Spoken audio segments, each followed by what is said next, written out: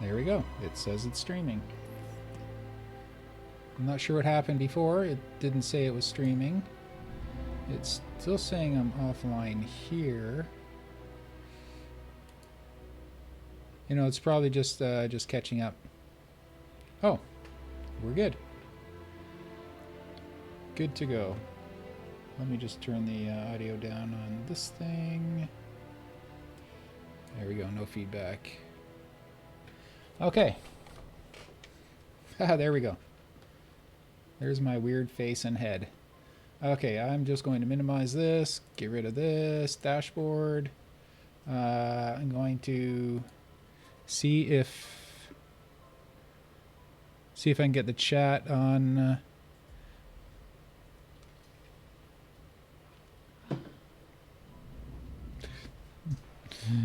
Nope.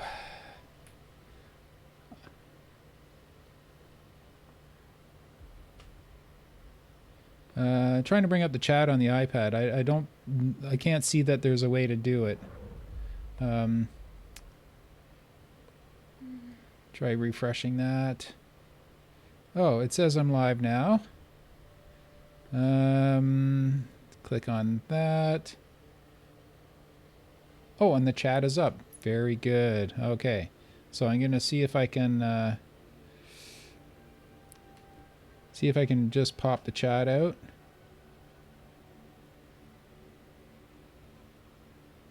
Quality, what? No, don't need to do that. You see, I don't need to be streaming myself back to myself, so this is going to be... Sorry to put everyone through this, but this typically happens with my broadcast. The first minute is just me getting my shit together.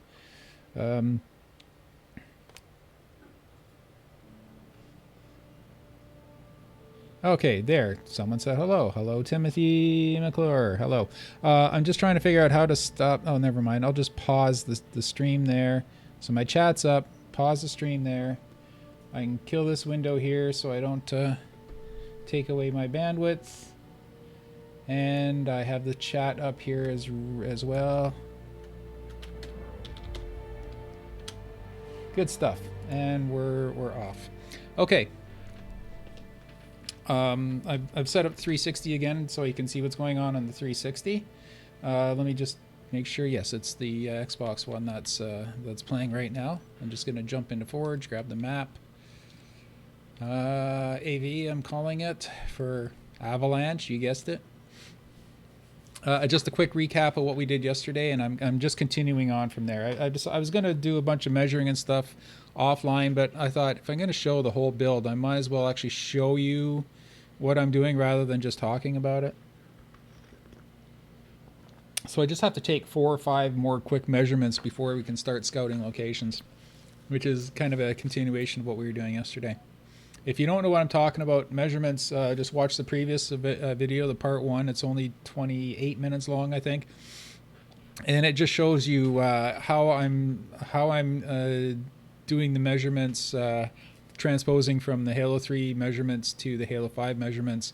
And this is just how I'm doing it for this build. Every build I do, or if every remake I do, I have little different techniques depending on the map and how it's done.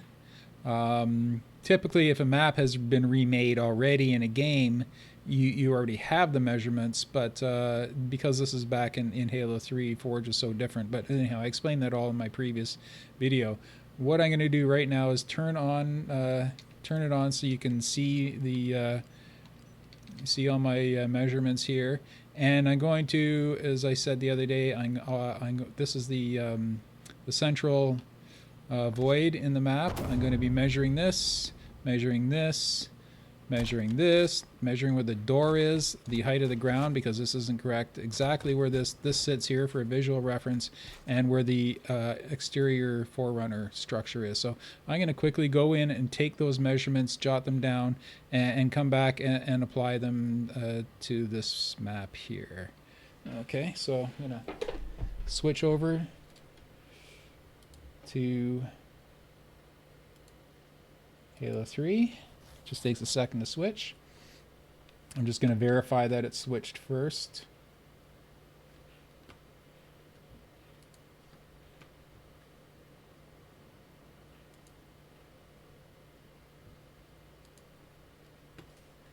It's here somewhere.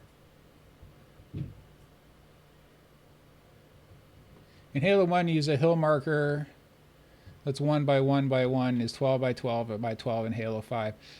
Yeah, I explained it in the previous video that I'm doing something similar, but I'm actually making the map somewhere between 10 and 12% larger than the map was in Halo 3, because you kind of lose your I explained it in the previous video, but you really lose your sense of this grand scale in Halo 5, and that if I were to take this map and do a exact one-to-one replica, it would feel so much smaller in Halo 5 with the additional movement speed, with the hit scan, with the faster, better handling vehicles. Everything will contributes to making the map feel like a much tighter, much smaller map, and I want this to be back to a grand size map, so it needs to be the same but just a bit larger. So I'm just trying to see where my preview screen went to. I minimized it and now I can't find it. Oh, here we are. Okay, yeah, I'm just verifying that I'm in Halo 3 before I switched my monitor over, and when my monitor switched over, oh, actually I can see the chat now. It's just there we go. I've got my monitor switched over, so you're seeing what I'm doing in Halo 3. I'm just gonna go measure. Hey Carly, can you do me a favor and get the cat out from under my legs here? This is driving me nuts. I don't want to kick him away or anything. That's cruel. It's just I know that if I don't give him attention, he's gonna bite me on the leg. That's just one of the things my cat does that annoys me.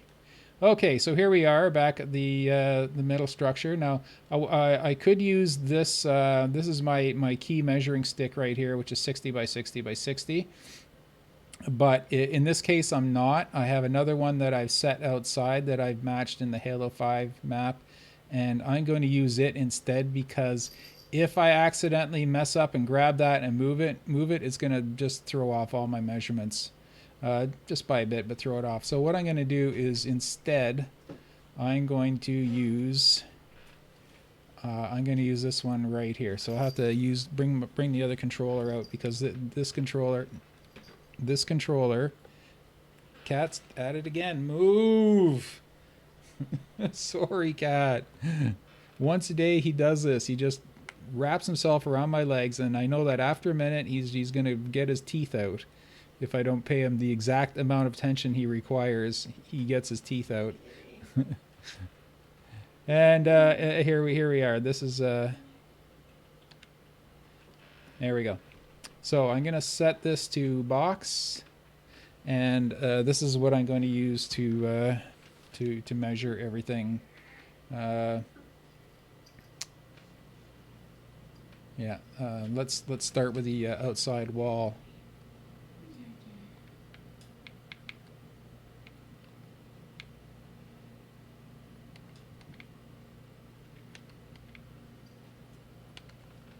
Let me get my other controller out here. And I'm going to measure the approximate width and, yeah, the width of the structure and where it touches the ground.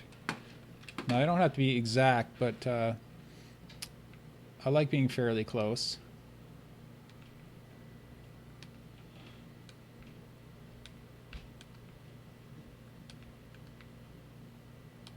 And I can't even see where it is, so I have to pull this one back a bit. See if I'm even getting close. There we go. Whoa, that was close.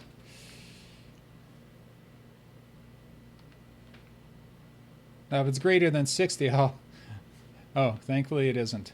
So let me move right in close to it.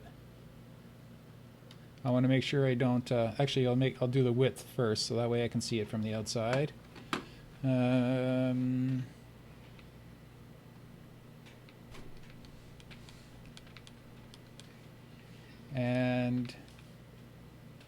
there we go. So that's That's the correct width, or very close to it, of the actual outside of the structure. I'll replicate the finer details by eye, but I just use this to get the general size and shape. Make sure we have the bottom correct. So the bottom is 4. The width is 8. And the depth is 53. Okay. Actually, I'm going to measure to this piece right here instead. No, 5250. Okay, I'm just going to jot that down. Normally I just switch over to the other screen and do it, but I want to show you both sides of it. So the Forerunner wall is, bottom is 4, width is 8, depth is 5250. Okay. And next I'm going to measure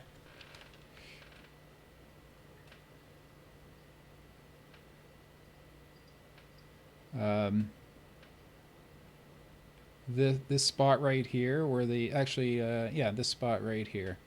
So I'm going to change the width to 0, so that it's just the shows the center line of your map. Okay, there's the center line.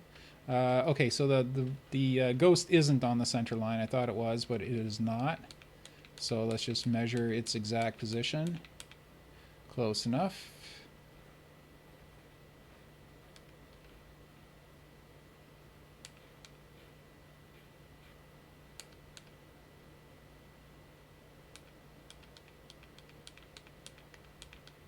And let me get closer so I can see exactly where it's sitting. What I'll do is I'll line it up with the like the driver's seat.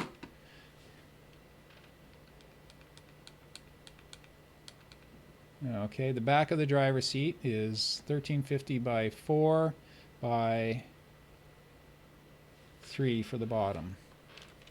See the 3 for the bottom. There's the yeah. So what we're going to do, as I say, is what we're going to make this exact measurement, and then we're going to put our ghost in the exact same thing there. So the ghost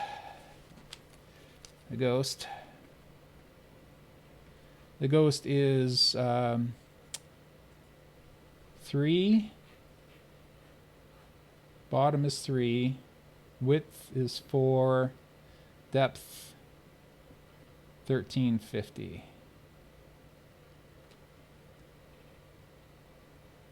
Hope I can read that later. It kind of wrote it really, really small. 1350. Okay, perfect. Now, 2 more key features to measure are... right.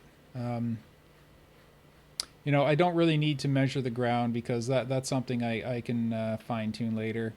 Actually, I will. This is a feature here. This is the ground in front of the ghost. I want to show where this shelf is. Okay, so that we're going to represent, because that is a feature for measurement. So let's put that in.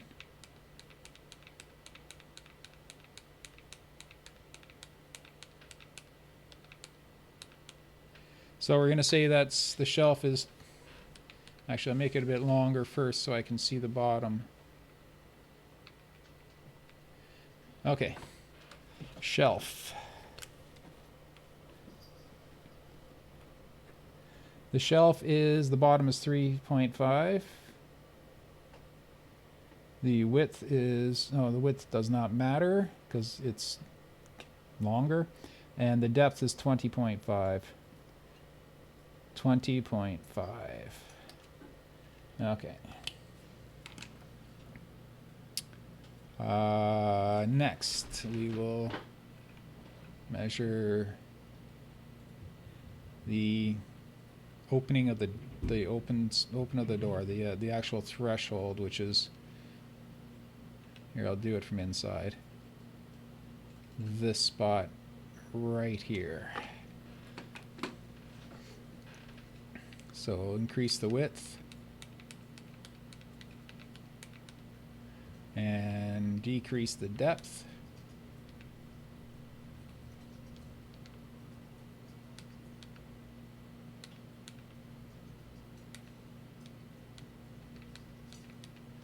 Oh. Okay. Whoop.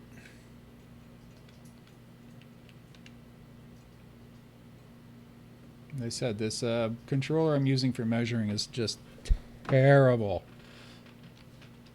All right, I have to set the bottom of that yet, but okay. I just realized the door is actually behind the measuring stick, so I have to make sure when I set my measurement that I pick this point and not this point. So let me make sure the bottom is correct, because I don't think the 350 is right. So 250. So the door is 2.5, or sorry, 250, whatever, 2.5. Width is 8.5, and the depth is minus 2.5. Okay, two more spots to measure, and I should have grabbed a larger notepad. I'll just use a Post-it note. There we go. Okay, couple more notable spots to measure. You know what? I'll measure the door here right now. That's just something that we're going to add in later. It's not. I don't need to measure this door to do my my scouting locations, because it's directly in between two other things I'm measuring. But what I'm going to measure is the lip of the man cannon platform, right there. So the depth is much greater.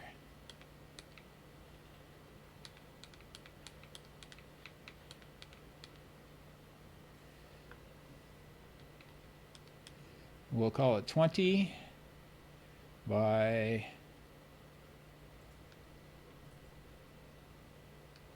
Oh, it's right on the center line, so...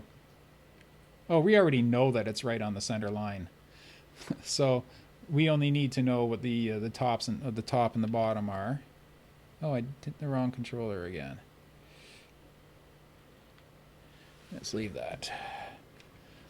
So we know it's dead center. That's obvious. So and the height is correct already. Whoa, come back here. So both dimensions are 2.5. So I'm going to just draw a little picture of it here. 2.5, 2.5. And, oh, sorry, 20. 2.5, 2.5, 20. Okay. And now to measure the... I don't think it'll reach this far. It might. Let's try it.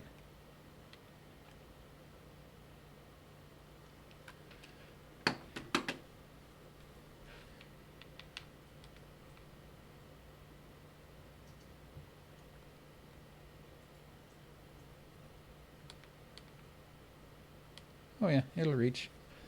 Just have to visualize it better. We're looking at that point right there. So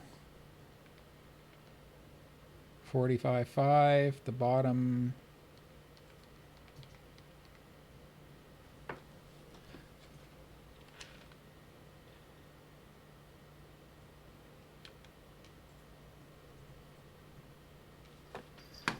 I'm going to guess 0.5. Yeah. So the bottom is 0.5.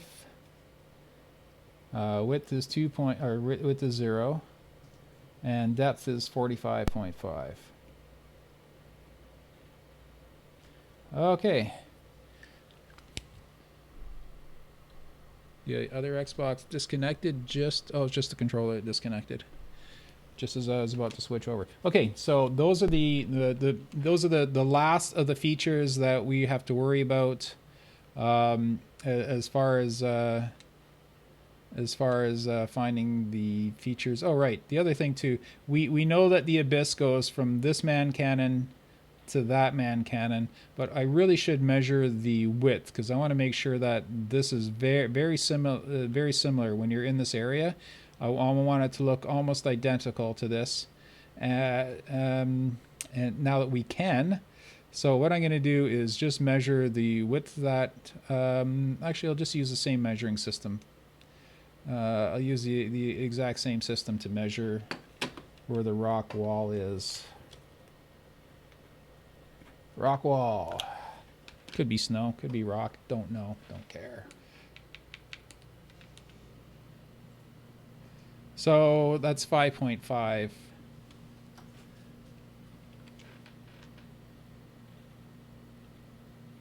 Yeah, approximately 5.5 wide. So yeah, that's the narrowest part. We can measure the other parts out there. There is one more measurement I forgot to take yesterday, and it's kind of an important one. You wouldn't think of it as being important, but I want to measure how wide this this structure is right about there. Okay, and so that actually that really won't matter. We just realized because we can always fill it in.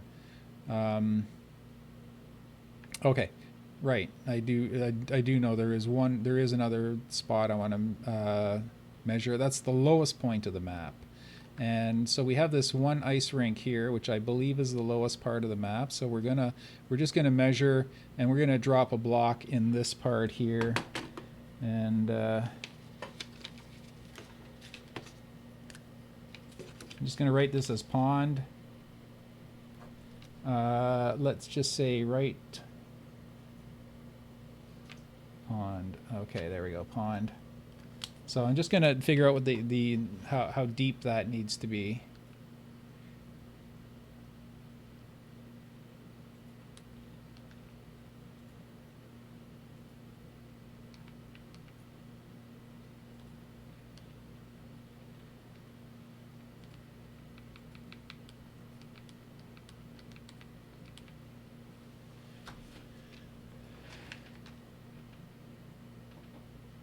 So the bottom of the pond is, because I'm going to actually be replicating that the pond with glass. So the bottom of the pond is 5.5. That's the lowest point on this side. I'm just going to run around to the other side to see if it's lower on the other side or not.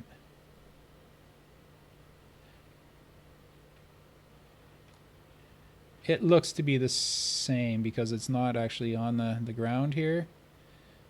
I'll just verify quickly.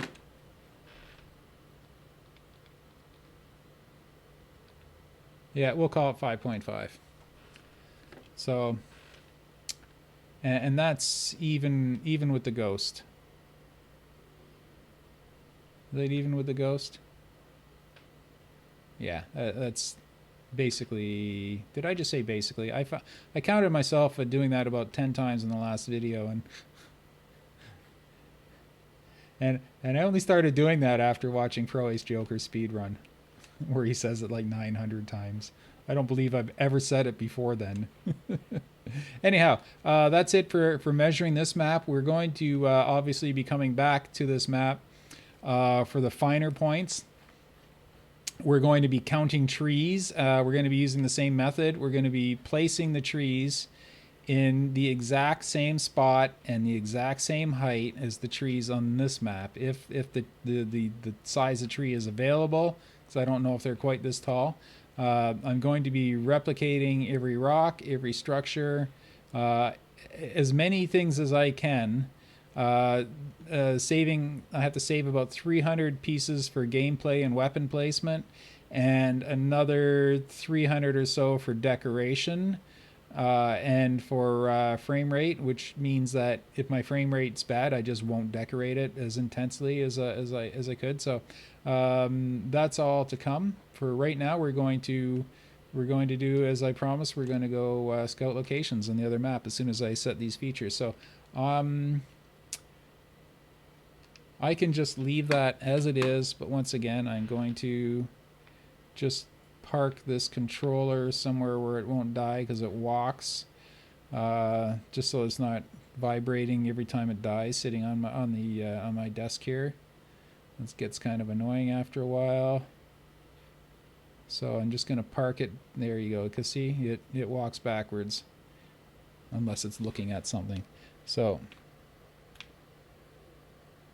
it'll just walk up into the corner. Anyhow, switching back now to Halo 5. Just give me a second to push my buttons.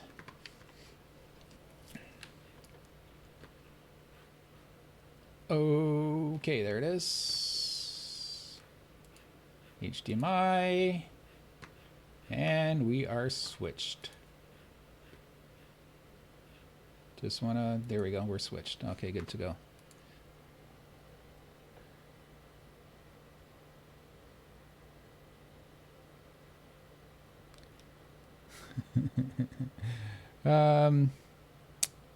Hey Darth, how's it going? Timothy McClure asks, why does it have a blue effect on it? Mine always looks like a white wall. I don't know what you're talking about. I think you're talking about just the Avalanche map itself. Is that what you're talking about? I don't know. Looks different in depending on how you have your monitor set up. If that's what you're asking. Anyhow, let's find that hill marker, which is right here, and let's match those items. Okay. The ghost is actually. Let me. I'll do the outer ones first.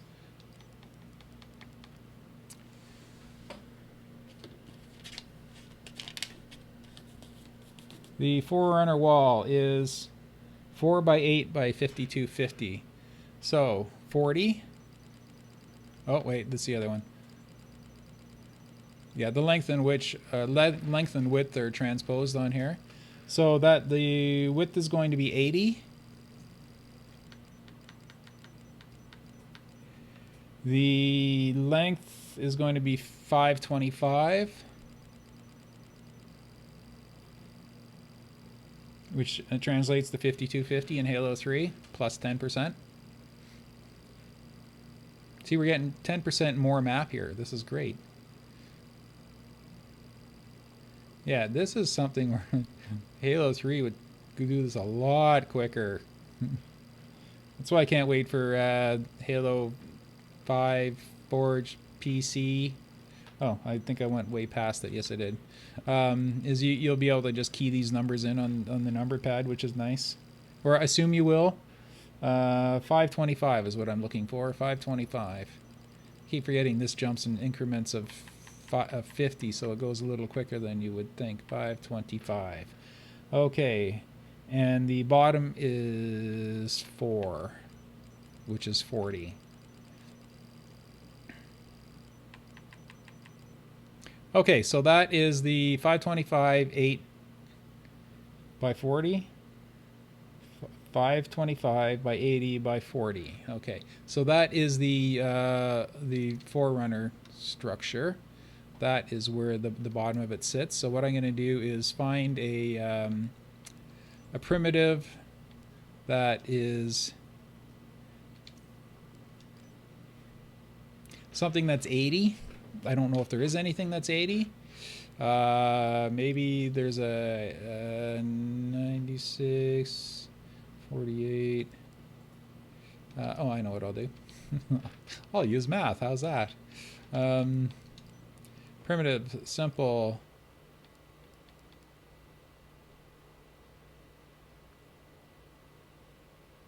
I'll use a 64.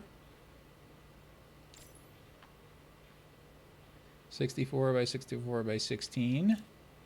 And 16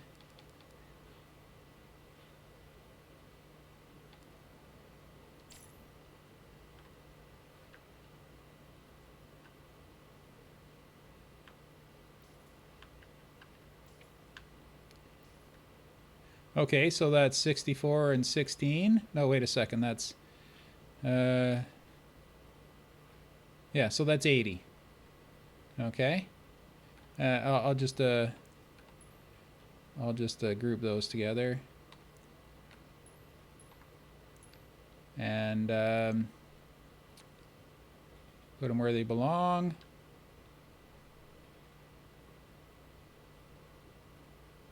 And to make sure the bottom's correct.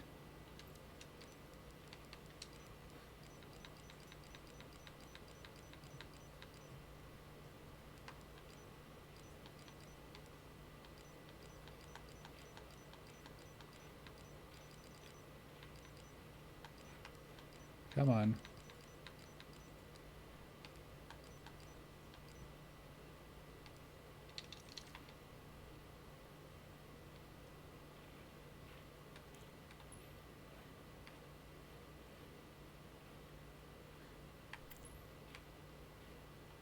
And this is going to represent the ground in front of it.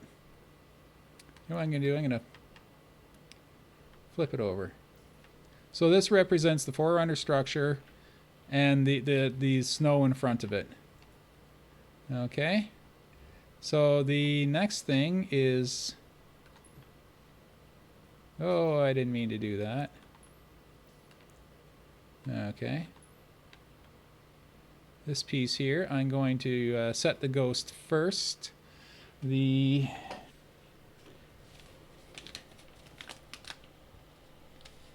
ghost was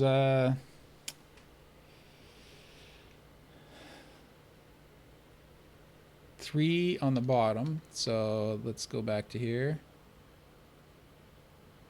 The bottom is 3 or 30. Bottom is 30. The length is 40. Sorry, the width is 40.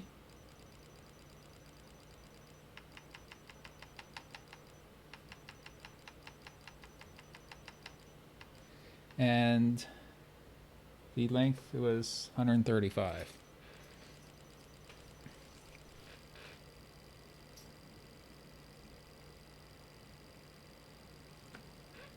Have a sip of coffee while I'm waiting for that to go down.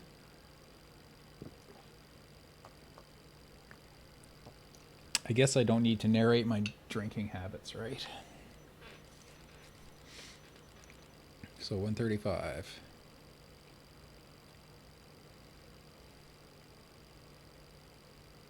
Yeah, this scrolling thing should be set to music.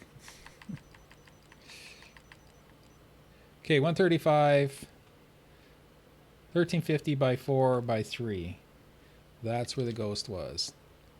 And it was... Yes, it was on the left side of that, if I remember correctly. I'm going to set this the ghost to... Also, it has to be set to phase physics, or else it'll smash when you move it later. So let's just set the ghost down. I just realized the bottom of this thing is probably going to interfere with it. Yeah, you see? Look at this.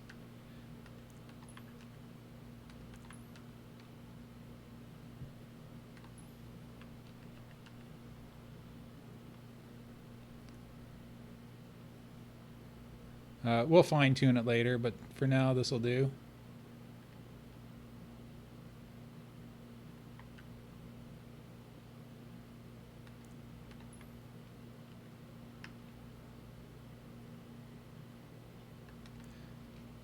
Okay, and the... Why did I cover up my own notes here? Oh, that's why I wrote on the back of the Post-it note, and so it's sticking to the other one. The step. That's this thing here. Actually, it'd be this thing here. This.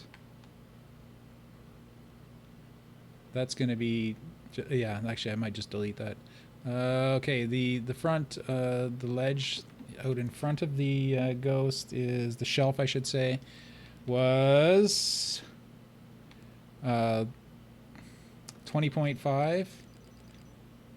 So it's 205.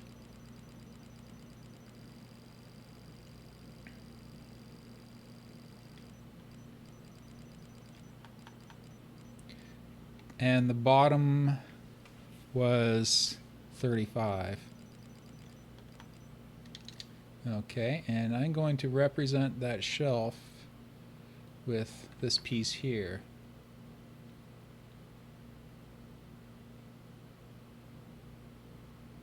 Oh, wait a second. That's what I was going to use this for.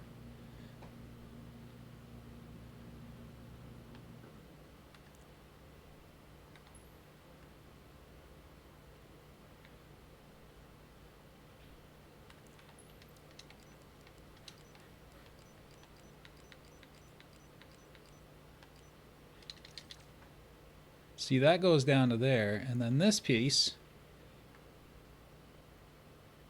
is the front of the shelf, and it just matches up with the bottom of the ghost. So, as I said, I'll be more accurately measuring these later, but this is just for the scouting location.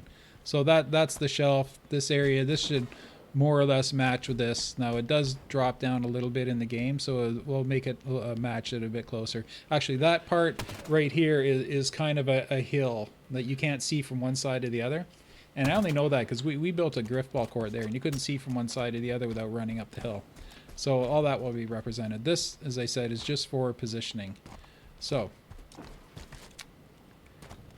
next is the this man cannon platform, and what I'm going to do is I'm going to group these two pieces together. The door. First, let's do the door, and I'm going to represent the door with it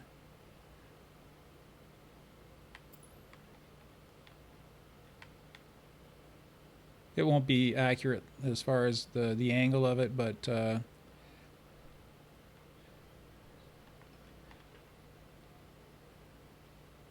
we go. Okay, the door was 2.5. The bottom was 2.5. Where are we? All right, I didn't grab it. There we go. The bottom was 2.5.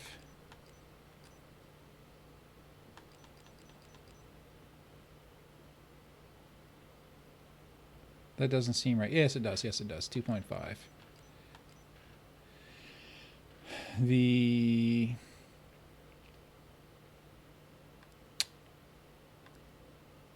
length was 85.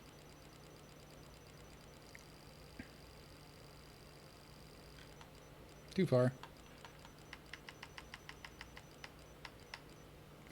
And the width was way down to 25.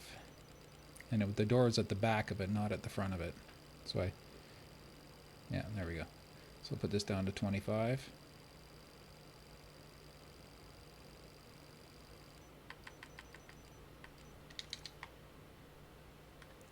So this door, it's not the correct angle, but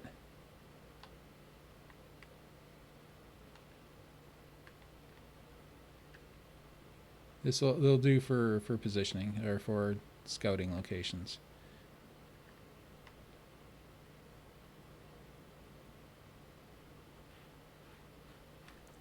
There we go. So that's approximately where the door is.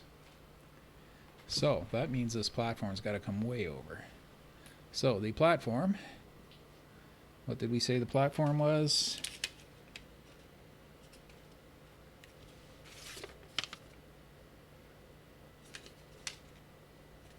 Oh, here we go. Bottom is 25. Yep. The width doesn't matter, and the length is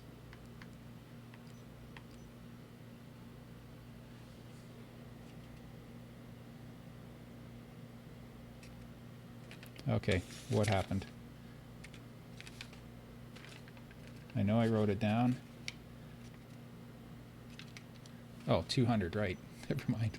I saw it saying 20. Is that's not right. That's too small. But no, right. I forgot to move the decimal place. It's actually 200. That's better.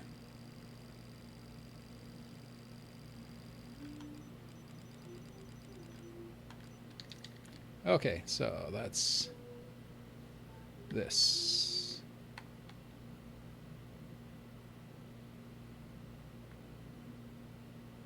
Oh no. Oh no.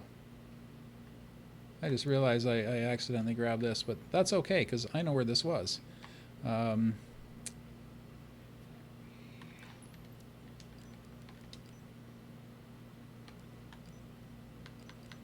It was at 160 by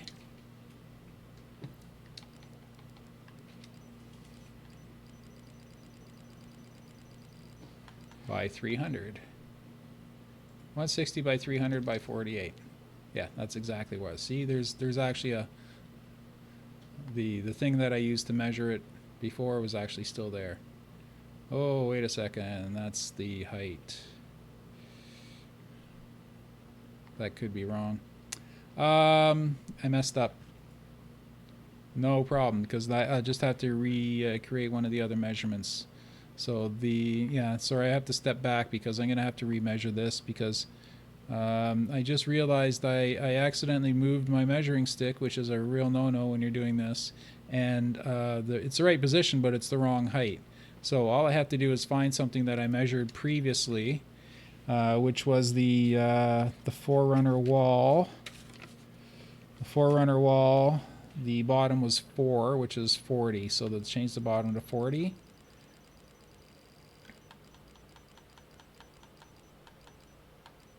And let's just change the length so it lines up over there. This will just take a second to fix. Yeah, that was my mistake. I thought I'd let it go when I was grabbing the platform, but I guess I didn't. So all I have to do is lower this until it lines up with that platform there. What I'm saying, I don't have to be looking at it to do it. Okay, and oh,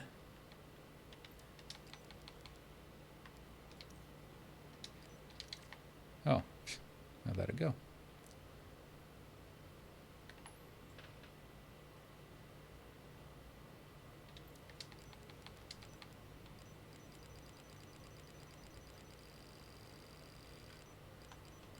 No, it's the nearest 10. So there we go, 40. So, yeah. Minus 300, which is correct because that's the exact size of the Halo 3. 160 is the actual center of my map, and the bottom was 40. So, back to where we were. Let's set it back to the measurement for this, which I know is 200. So, we'll bring this back down to 200.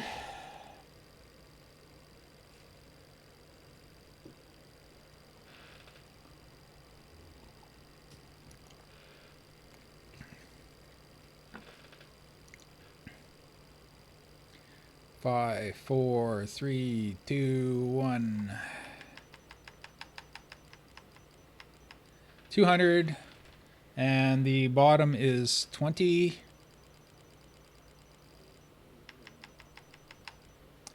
Bottom is 20, the width is 200. Now, let it go. And now I can move this out. I'm gonna, do the exact outer lip here. So, let's see, position. Let's actually use this to make it in the center. Yeah, so there we go. That's the position.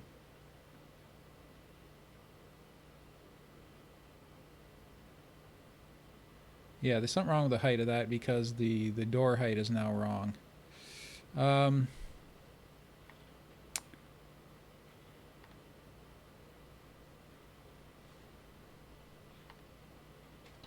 What?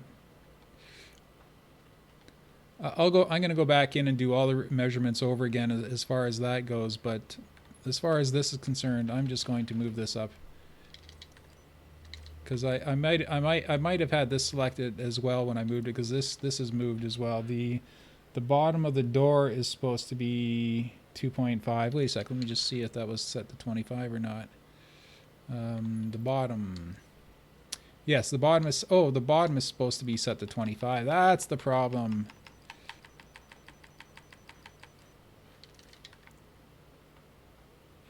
Yeah, there we go. The bottom of the door is correct. Just this platform is too high. See, that was supposed to line up with that, and it didn't. So that was the problem. This is now just got to be lowered. There we go. We're back in business.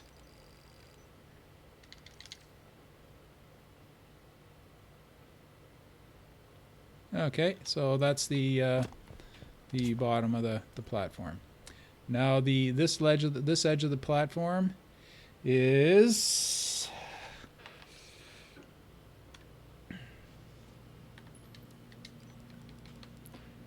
the bottom was 4, so that's 40.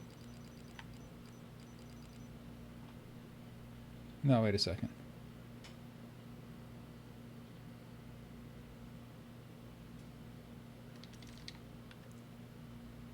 It's supposed to be higher. I may have messed up a measurement here somewhere. Here, let me just put the length out and I'll figure it from there. So 455.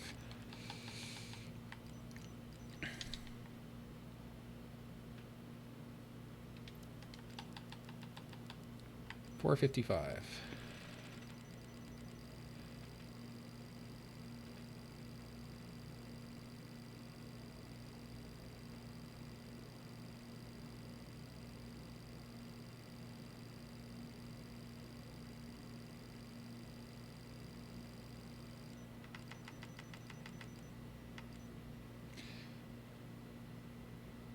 $455. Oh, it's 50 is the height, right? But that still doesn't make sense, because this is supposed to be a higher platform.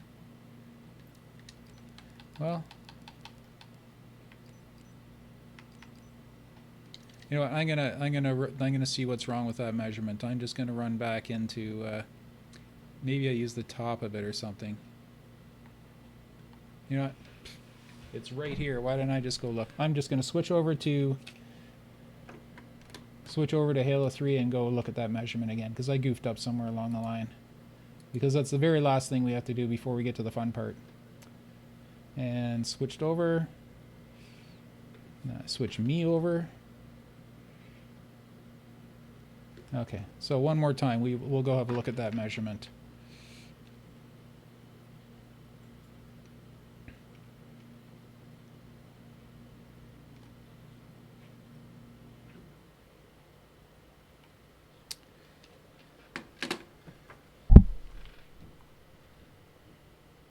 Whoops.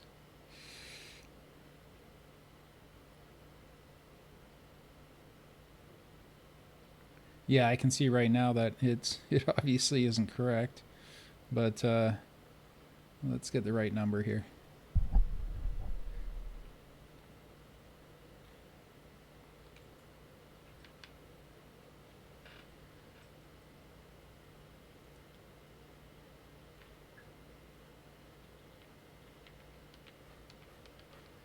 So 450 bottom.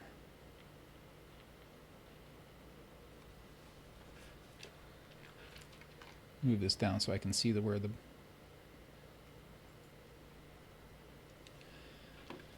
the bottom measurement is. Oh. That's the problem. I didn't see the decimal place. I thought I had 50, but it was 0.50. So 0.5. Actually, I think it's a little bit higher than that.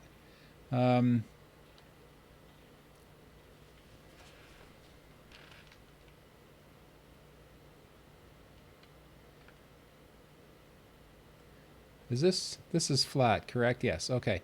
So it's equal with the floor of this. So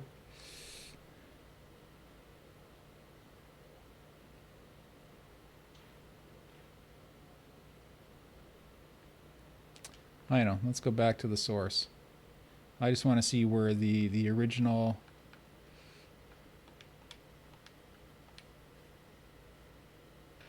Oh wait, I have to let go of this one.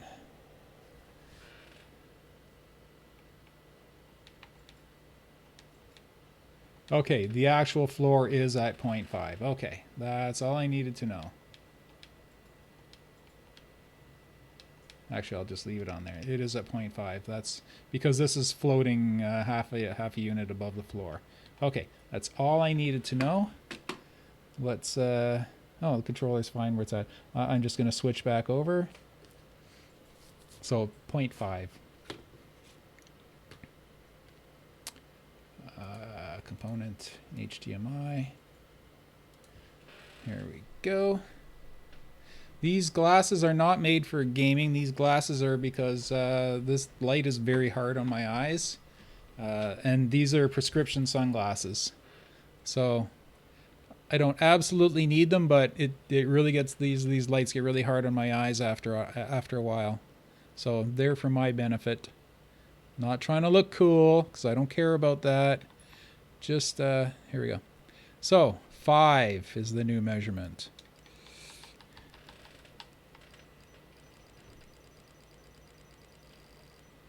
There we go, 5. And it was almost in the right place anyway.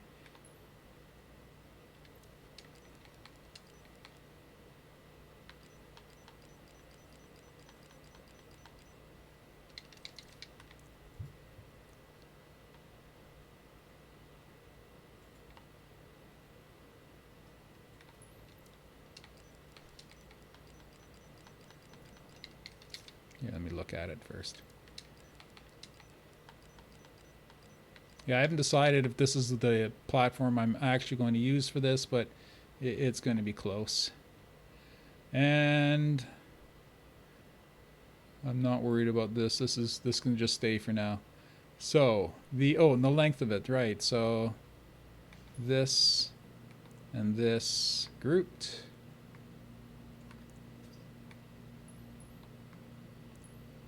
And that gets moved over to here.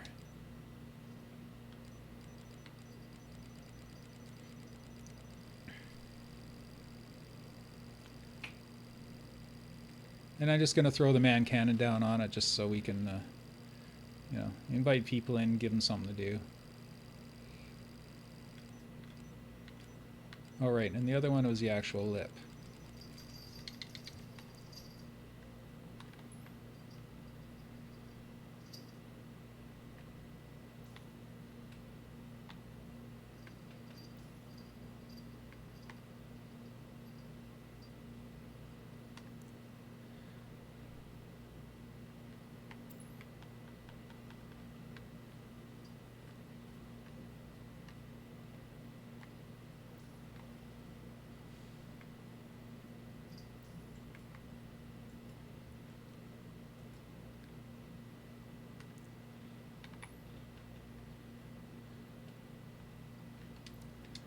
Just shorten that up a bit. It's not final, obviously. It's just for show at this point.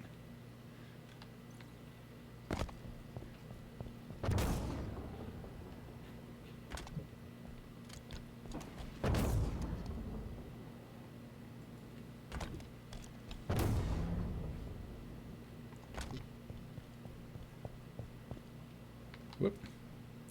Fell off.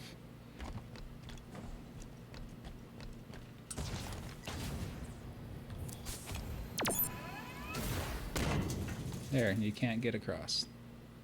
As I said on the previous show, I'm probably going to make it so you can, if you're perfect. If you make a perfect jump, you should be able to get across, but otherwise you must take the man cannon. Okay, so that is, oh right, the pond. Can't forget the pond. The pond is 5.5, so 55 deep. Using the same measurement and making the bottom 55.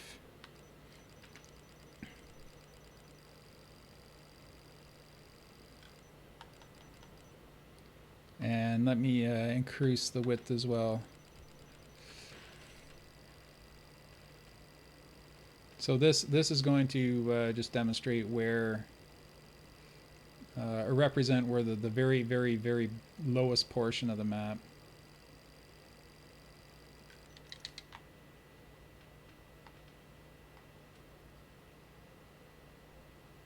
So that's about halfway between. No, I'll make it a bit bigger.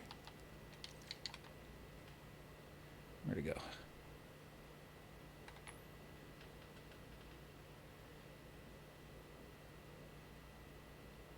About halfway between the bridge and the ghost. So let's make that a little bit bigger. A little bit wider.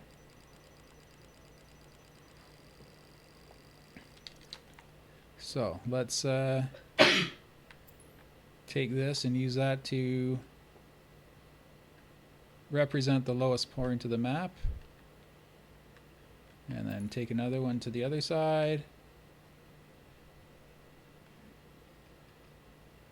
We're actually back a bit, but that's okay.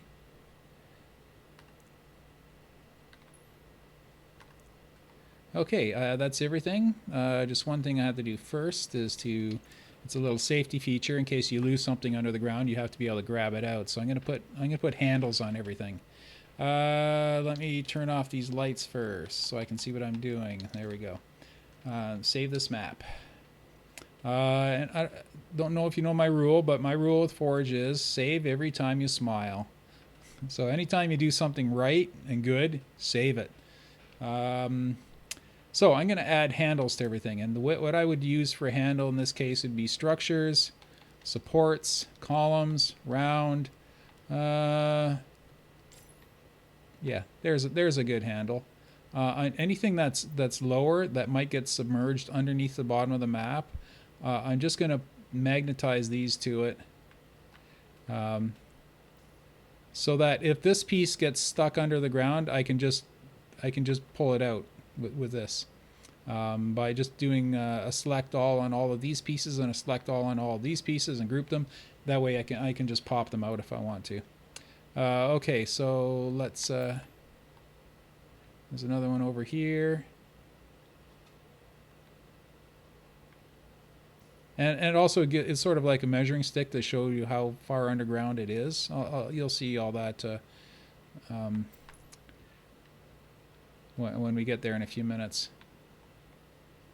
I promise I'm getting to the fun stuff really soon. This is the tedious stuff. I'm getting to the fun stuff shortly. Oh, and this also means that helps you that if this piece goes underground and you don't see that go under the ground, this pole is to remind you that it's there as well.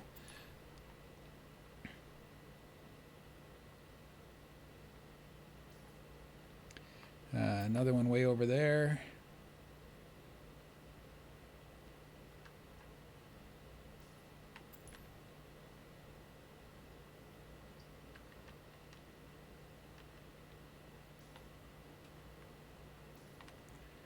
Okay, you know what? I'm gonna put one in front of the base. I mean, they're free. They're all gonna be deleted later, but for now.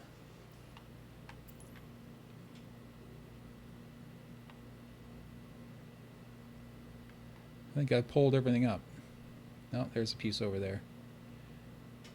This is the ground under the bridge. You can see it's just slightly higher than the other piece there. And one more. Actually, I don't have to use that one there. So that's everything. Now I'm going to select everything and group everything together in one giant massive group. Let me change the, wait, save it. I'm going to change the color of everything because these colors kind of blend in with the background. Go to my map options, set my primary color to something reddish. Hey, purpley. No, there's still purple stuff in this map. I'll just use red. Which red should I use? Crimson sounds cool. Okay. Now normally I would just select everything and group everything, but I've got all these things over here. I'll explain what these are later. No, I'll explain what these are right now. These are all the non-primitive objects that I can use to forge this map. And I typically do this when I'm forging something so that I don't have to go through menu after menu after menu looking for just the perfect piece. Any piece that I think I might use in this map, I've spawned over here.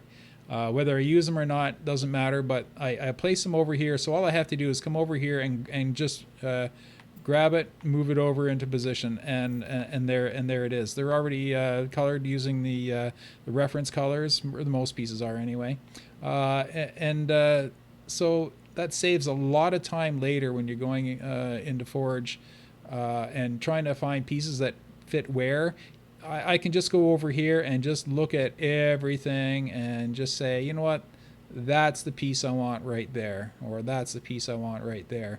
Um, uh, you know, the other pieces are all the reference pieces, like the primitive pieces, the rings, the cylinders, the trapezoids. Those I already know. You know, in my mind, I already know what's where and what'll fit and what size they are. But these are all the odd shape pieces that I might need somewhere in my build. So I just have them sitting way off to the side here, and I can just come over and go shopping.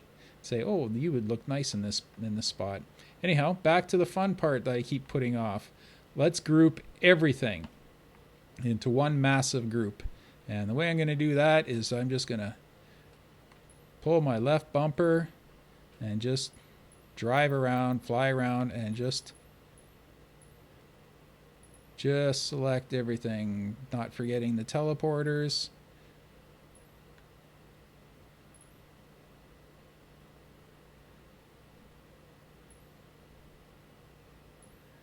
And once I get up to 64 pieces, I'll just group that, and then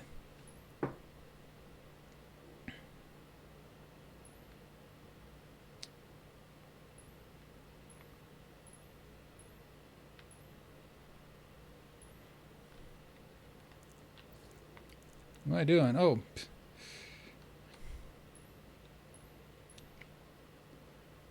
although I have an elite controller, you kind of have to sort of claw when you do this. Oh, can't forget my measuring sticks, because they all have to move with it for future measurements. Okay, let me group that.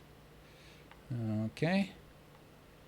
I know I don't have everything, but I'm going to select all my measuring devices to make sure that they get into the group.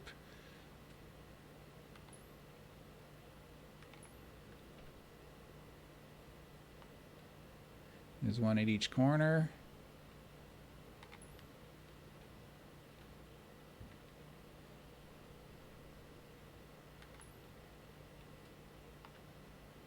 And one more. Did I get them all? Each corner, two in the middle, one in the square, one on the end, and group. Okay, so let me group this group.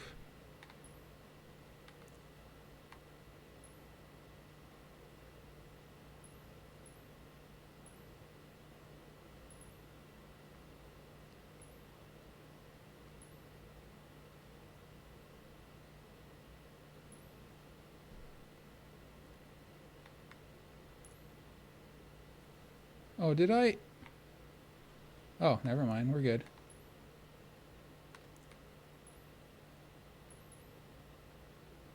Just get all the little stray pieces I may have missed.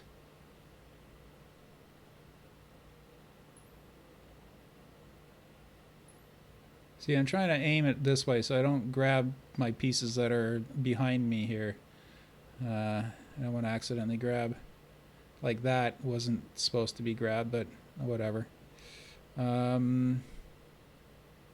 just delete it later. I know what it is and where it is. I'm just going through right now making... Oh, I forgot the ghost. So there's the ghost. Missed this teleporter, or this man cannon. I think I got the other ones. No, man, I missed 11 items. Oh, more here. Guess I could have been a little more methodical and just... Okay, I think I have everything. I wish you could go in and just remove one thing from the group, because I did not want to grab that piece there. But you know what? I'll just go...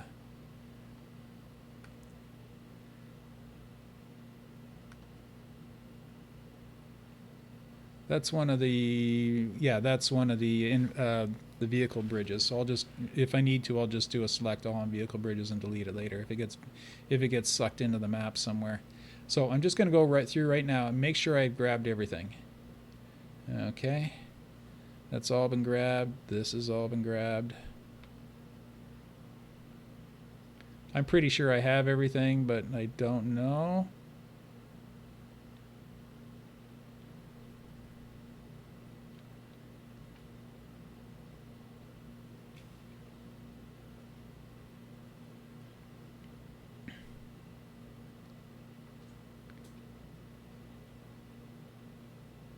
So far, so good.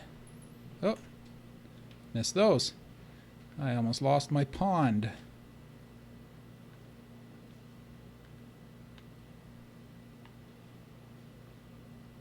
Yeah, you know, I think I have everything. And if I don't, I can always add it in after. So now I have to find a parent object that's one of the center pieces. It doesn't matter what it is, but that one's not actually in the center.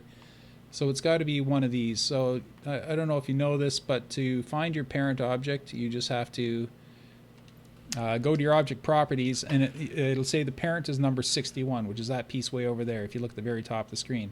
See, when I change it, the parent piece is now somewhere else. So what I'm going to do is I'm just going to keep flipping through these until I see until I see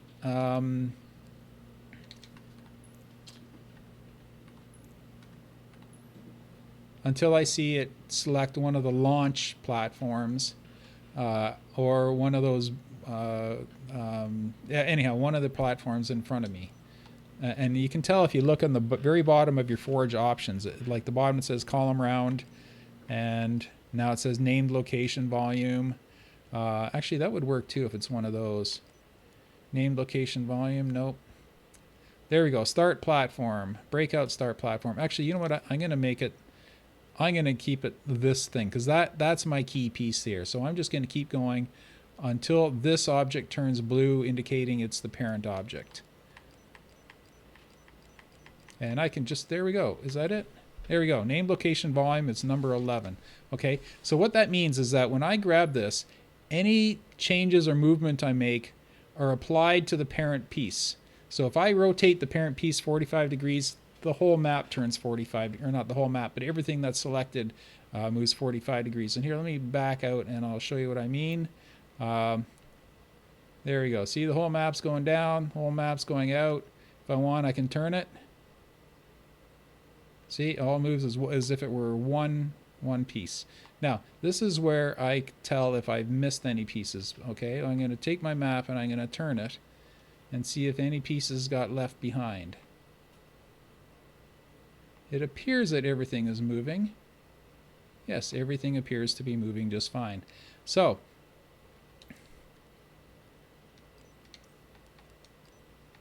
I'm going to turn my display boundaries off so that it's set to none, so they aren't distracting my view.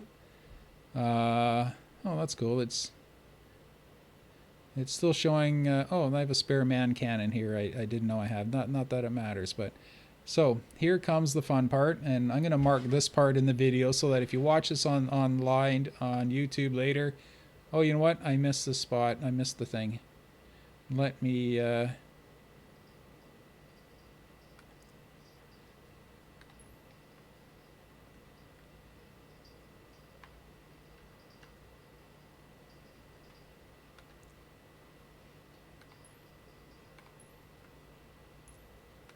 Okay, so now that teleporter is part of it. Let me make sure I grab this other teleporter over here.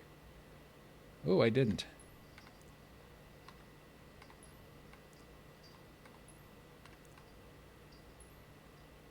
Oh, yes, I did. Okay. So is my parent still, my parent piece is still this piece here. There we go. So, I promised you the fun part. Here's the fun part. This is where we audition our locations, okay? We've got this whole map mapped out, plotted out, whatever, and now we're going to find out where we can put it. And the way I would have to do that is I would have to make sure that everything is somewhere that matches the piece. I don't know if I'm describing this right, but what I'm going to do is I'm going to move this all the way as far as I can to the end of the map here. And you see this is no good because this is outside the kill volume, so it's got to come in. Okay. See, it's still inside the kill volume. Or where does the kill volume go? Yeah, see the kill volume is, I thought it was, that's weird. It shouldn't be this far in. That is weird. Actually, hold on. I want to save it here in case something really horrible happens. I won't lose anything. Okay, so that's too far forward because there's a kill volume, a normal map kill volume that's inside the playable space. So the whole thing has got to come over. Okay, let's set it as low as we can.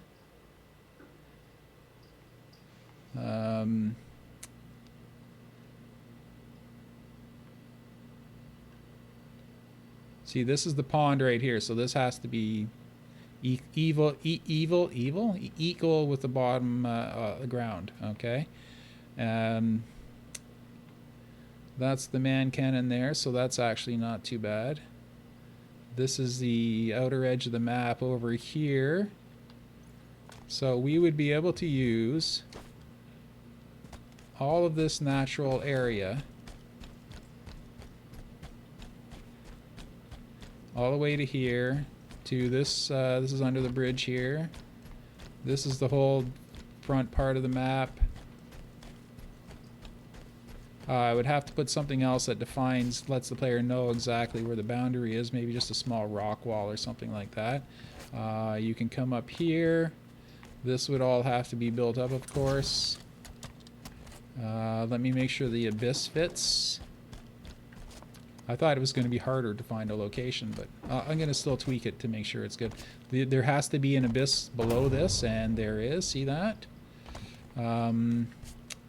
That fits within the constraint of the wall. That's in the original. Of course, these are going to have rock walls built up around it, but there does have to be an abyss over top of that. So that is good.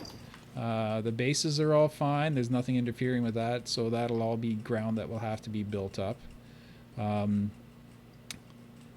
Same as on this side. This entire side will have to be built up from forged pieces. So nothing we have to worry about there. What I'm going to try to do is maximize this over here to get as much of this part of this glacier onto my map as possible. And if that means I have to move it over slightly, that's fine. Let me just make sure. Yeah, so there's no kill volumes here.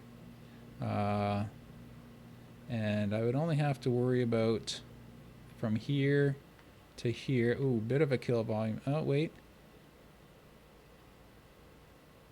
That is actually pretty close. I'm going to have to go back and measure that. So, because on the original map, this is as far over as you can go. Then it drops down here a bit, and then you go out here, and there's like a cliff right here, which that's nice that there still is a cliff. So what I would do is I would make it so that the cliff exactly skirts this kill volume here. And so what I'm gonna go back and measure it, back measure it. So let me just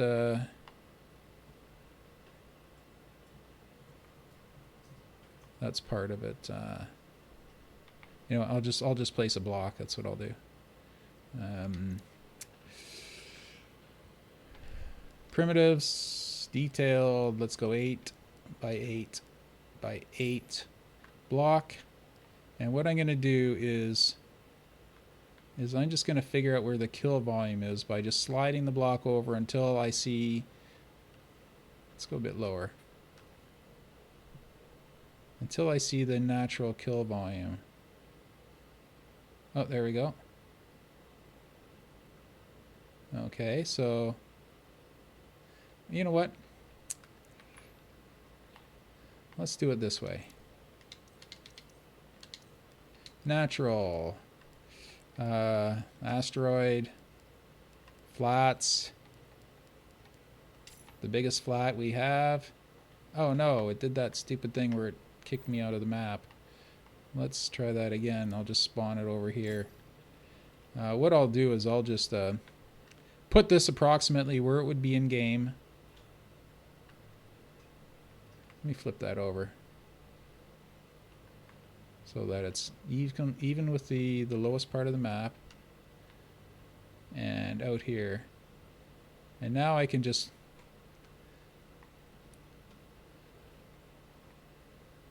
put these blocks, push them, set to fixed physics,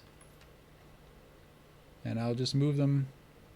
I'm just going to do 2 of them. I'll do one right about here, and I'll just actually right about here, and I'm just going to move it over till that kill volume shows up, the time kill volume. See what I'm trying to do? I'm just trying to measure the absolute maximum width of the map here, just to make sure that the normal map kill volume doesn't. Okay, so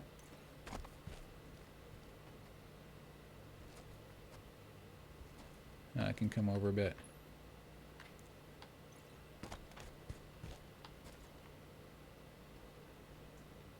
wonder if I can just eyeball it. Oh no, because it's weird. It's not where it's supposed to be.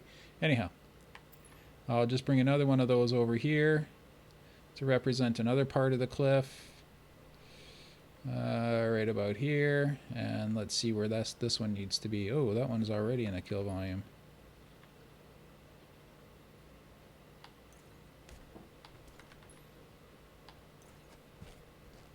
Yeah, so if you're here, you're dead. So in the box is a safe. Yes, so the boxes are safe, but anything beyond the box is dangerous. And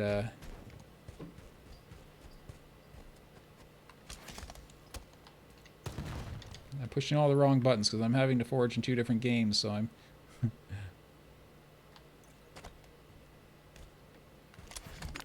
see? Did it again.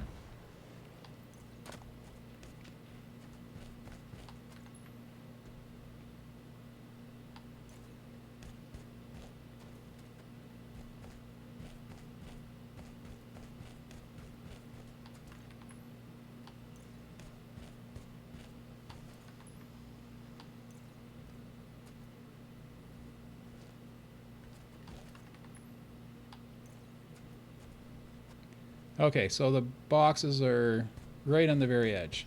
So I'm going to measure where they are, and then reproduce that measurement in the original game to make sure.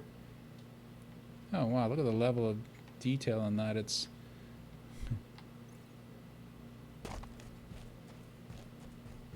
didn't realize 8x8 blocks did that. Okay. Yeah, so I'm going to measure those. That's what I'll do first. And you know what? I can't really measure them because of this is part of the group. So I'll just make another one of those temporarily. Gameplay volumes, name location volume, and I'll just manually line it up or magnetize it. There we go. I don't care about the height, so I'm just going to put it up here, and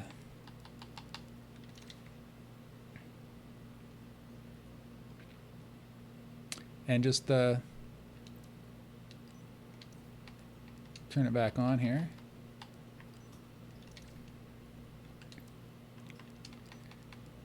Let's measure that box.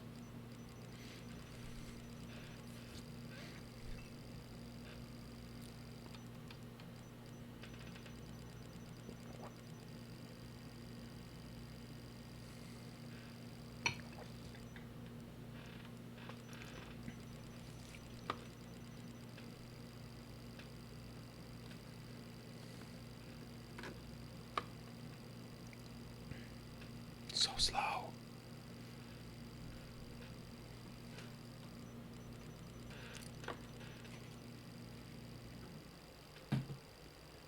Click right stick. What was that for?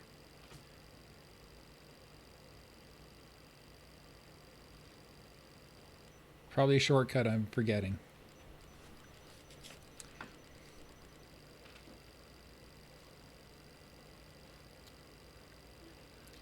Come on. So slow. I mean, really, it's moving fast, but not for what I need it for.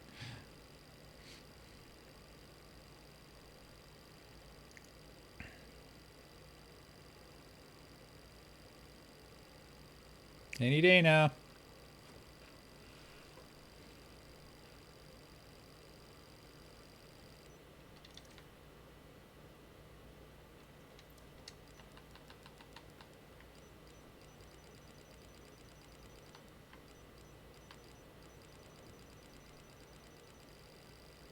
So I'm measuring the absolute outside. You're right. We should be able to type in where we want it to be, and I believe, I'm not 100% sure, but I believe that's going to be one of the features of Halo 5 Forge PC. I believe it's going to be a feature you'll be able to just key those numbers in, which is going to be sweet. Okay, so this is... Sorry, I let go and I got talking and I forgot to write down the number. Wait, I still had it selected, so I could have just done this. Okay, so the number, let's just call this the safe number, is 63.5, which I can't measure because it only goes up to 60. I'm going to write it down anyhow. 63.5 by 44. Let's just say 0.5. I can eyeball it. As I say, this isn't an accurate thing that we need. This isn't something we need to accurately measure. This is just to make sure that it roughly fits where we roughly fits within the kill volume. So 50, 51.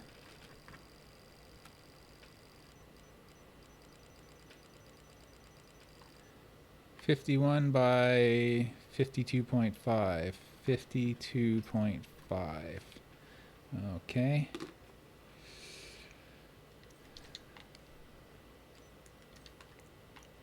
And I'm going to, I don't need this now, so I'm going to just delete that, delete that, delete that.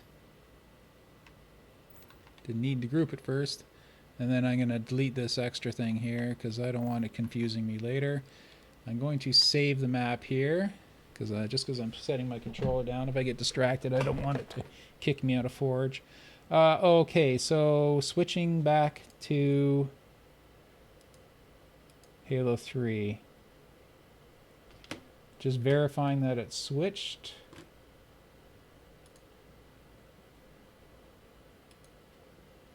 Yeah, it switched to you before I got to it. So let me kill this. Well, I'm here and just checking my, yeah, I'm only running at 33% on my my CPU, so we're good. We're good to go. So switching over screens and checking to see where I'm safe. So let's get out there.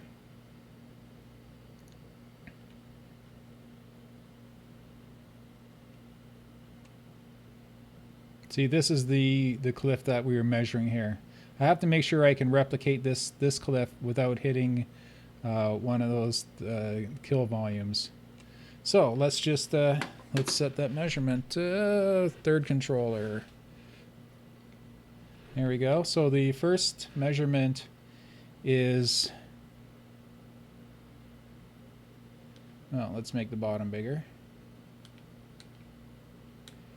So the first one is 51.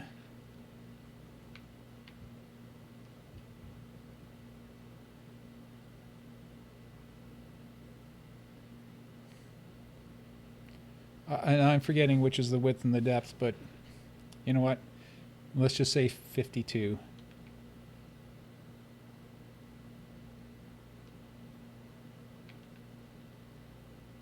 So 52, 52, which is off the map. So that's good. That is good.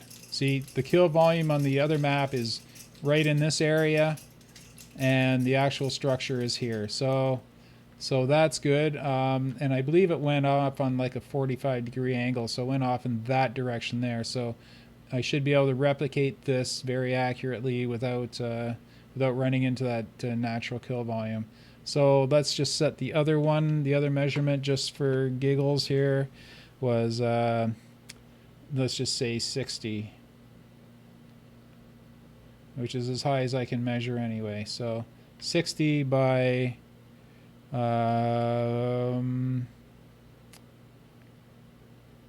44.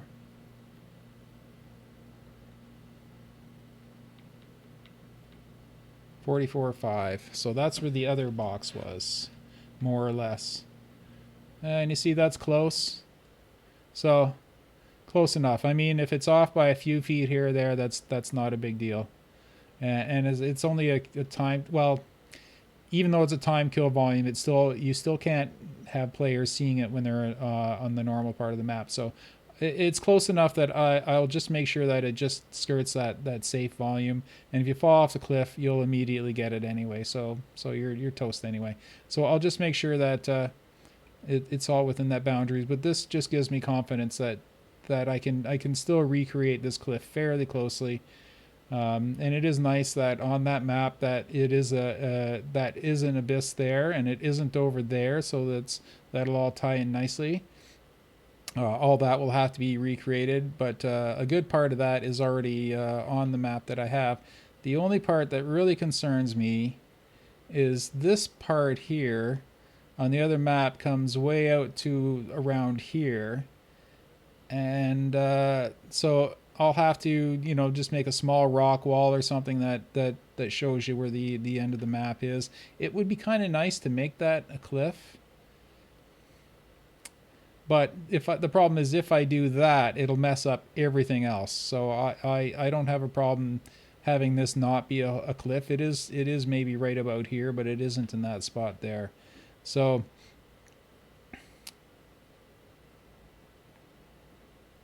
yeah, you see this side sticks out way more than the other side does anyway. I don't know. We'll wait till we get to that point of the making the map. To decide what to do about that. But I'm happy with where it is for right now. So let me just leave this here. Once again, park this controller somewhere where it can walk into a corner.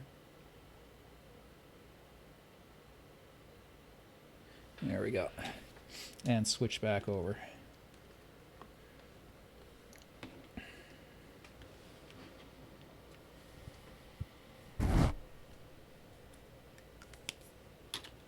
Nice. Nope, that's not my chat. There we go. Got the chat back on the iPad. Oh, right, I didn't switch over to... There we go. That's switched.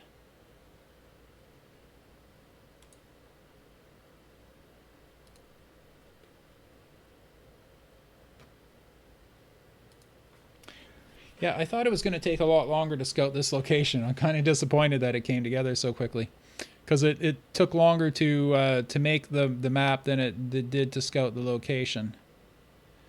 Now, this might be a concern because this is where the ground is below the cliff. But you know what? There's a bit of a hill there anyhow, so I don't mind. You see this spot here.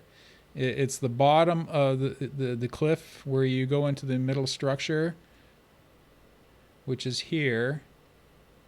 Actually, this should be further back. That should be right about here. So I'm going to have to move that back, which is odd because that is the measuring, the basis of my measurement was that piece there. Oh, right, too. Right. There is a cliff here, but that cliff extends all the way up here. And you can actually run up the hill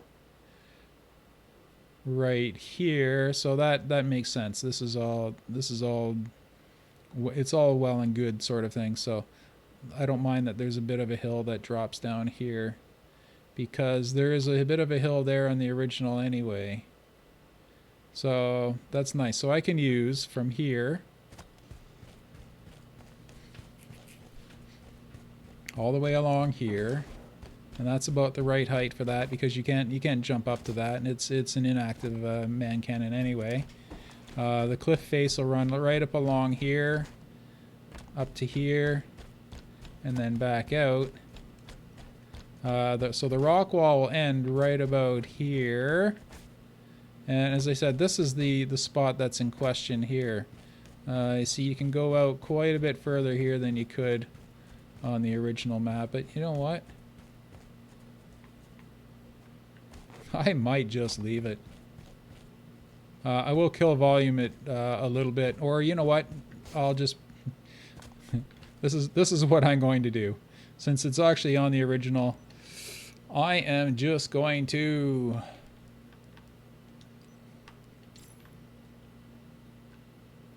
very simply, I'm just going to invisible blocker it. Simple as that. That way it doesn't take away from the look, but the gameplay isn't, you know, you don't have so much more room on one side than the other. Actually, they're going to be further back than that, so it's just this little shelf I'm worried about. That's not a big deal then. I'll just put invisible blockers up here, because actually the original has an invisible blocker, but it's right about in this spot here. So yeah, that works out well. Rock wall will end here. Then you can actually see it as a cliff. The cliff is very similar to the one in the original game, and where it isn't, I'll add to it. Because you can start to see down here. This is all going to be Forerunner structure in the middle here anyway. I will hand make this part of the cliff here. So basically all the terrain on this side of the map will be made by hand. But the nice part is all that terrain won't have to be made. It's already there. It looks really nice. Has a nice snow crunchy sound when you run on it. So none of this will have to be made in Forge. Everything is just natural. I am going to, since I've saved it at this point anyway, I am going to try moving it around to maybe see if there is another alternate location. So you never know. It might fit better elsewhere. But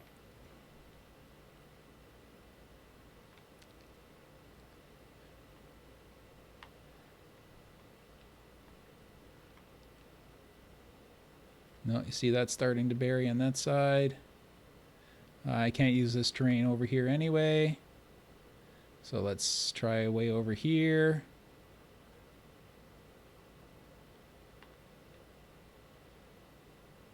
No, you see that base is inside a wall when I do that. Now there's no abyss here. I think I had the perfect location, but I still gonna look, because you know it's free.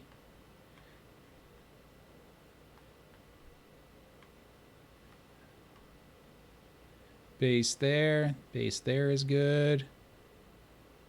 But there's this giant rock in the middle. And nothing else can use any terrain. So let's continue on up, because it's a huge map. Might as well see if there's anything else we can use up here. Probably not, but let's say it doesn't cost a look.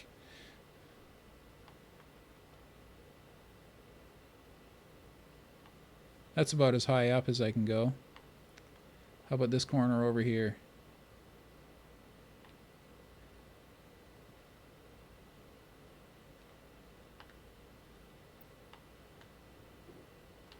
No. You see, it'll have this one little piece of land that I can do there. So I had it planned perfect. I had it positioned perfectly. So I'll just go back and grab that rather than find the position all over again. I'll just load it up.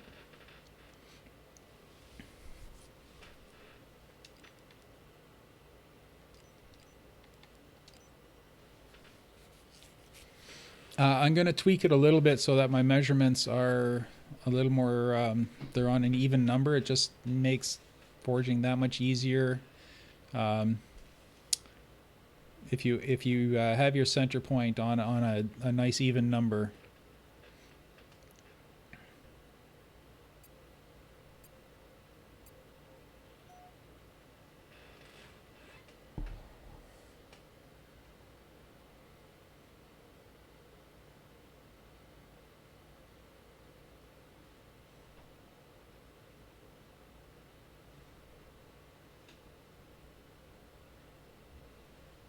Next, what I'm going to do is I'm just going to throw down some temporary terrain so I can see if the map feels like it's the right size. Right. The parent piece is still this piece here, correct? Yes, it is. So let me just tweak it a little bit to make it a nice even number. Position. Let's say 193 by 194 by 254.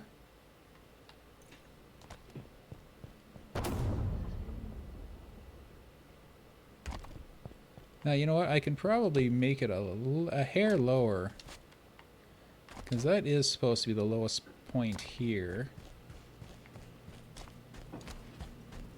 And there's nothing buried, nothing else buried that I can see. That's not buried. That's not buried.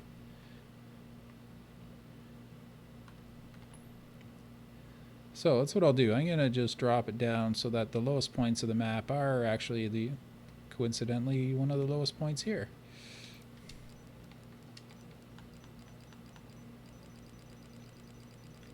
Now, as I said, I'm going to recreate this pond. And it's nice that it's just, you see where the line is sticking up above here? That's where the pond is going to go. And I'm going to use glass for that, but I'm not going to line the glass up. I'm going to use several pieces of glass and have them all at different angles so that it looks more like cracks in the ice rather than nice, you know, parallel lines. It's you know, instead of just talking about it, why don't I just show you? Glass, clear.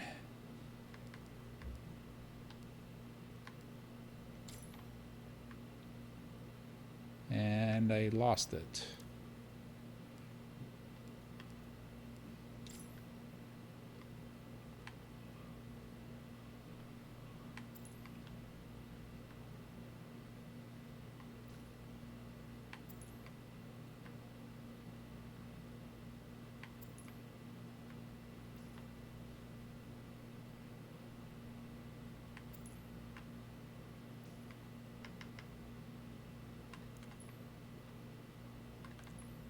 Now, I don't know if you can see this, but when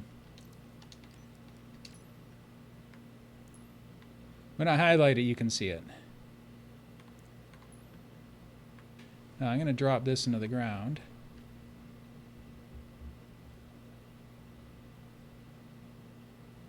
Oh, except for one thing. Select all of, and position, just give them all the same Z coordinate. And then group them.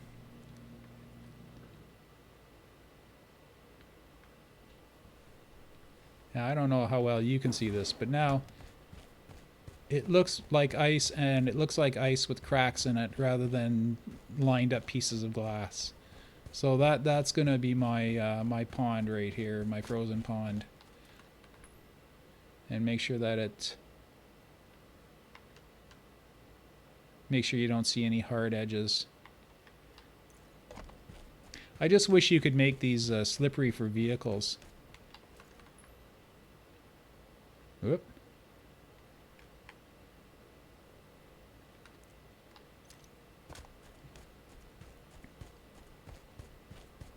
So that is going to be the pond there. So let me just kill that.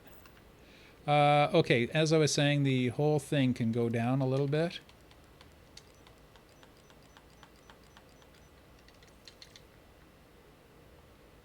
And just verifying, you see that's a nice height right there. When I get rid of that piece, This is, that's still pretty decent. There's going to be a hill right here anyway.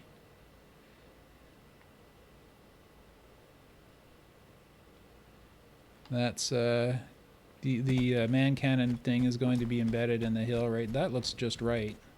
I mean, it might not be, but it looks right. The bases are all going to be made by hand anyway, so that's good. So this whole side of the map is wonderful. So I'm going to just make some natural asteroid banks, the big one.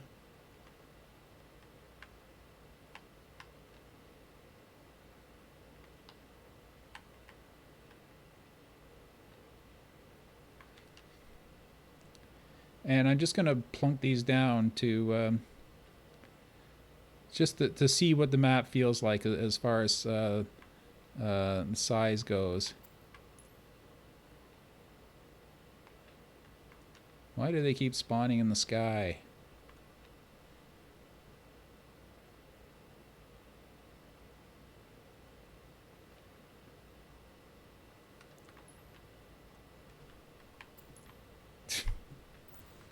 Here, let me try going down here. Actually, let me go up here and spawn it looking down. Maybe that's why. Nope. You know what? Doesn't matter, because I'm going to use my trick.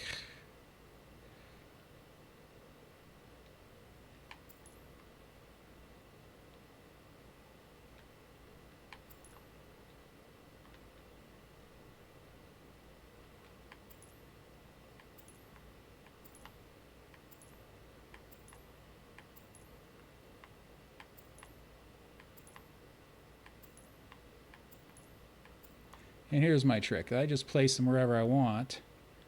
And then I will grab this one and go Object, Select All Of. Here's your trick of the day. Object, Select All Of. Position. See where it says Z mixed? Well, now Z is all the same. So now they're all exactly the same height. So then all I have to do is just slide them to where I want them. Now this is just to, this is just to get a feel for the size, just to make sure that the size feels right. It in no way represents what I'm actually doing on this map, but I just want to make sure what I'm going to do is get in a ghost and drive it around, or maybe a warthog, and just see if it feels right driving around. Because that's kind of important. These things have to feel right. Right, that's the hole there, so that can go away anyhow. And there's nothing there. So I'll put that over there. Put this in front of the base. Put that in front of the base.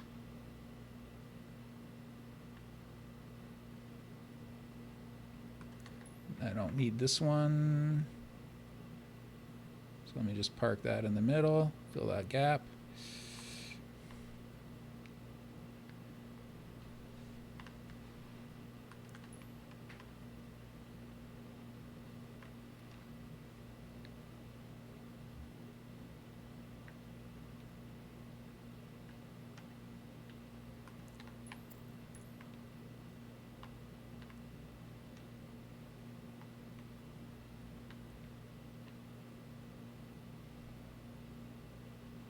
And I don't need to do this on the other side, but this is just kind of to represent where this goes.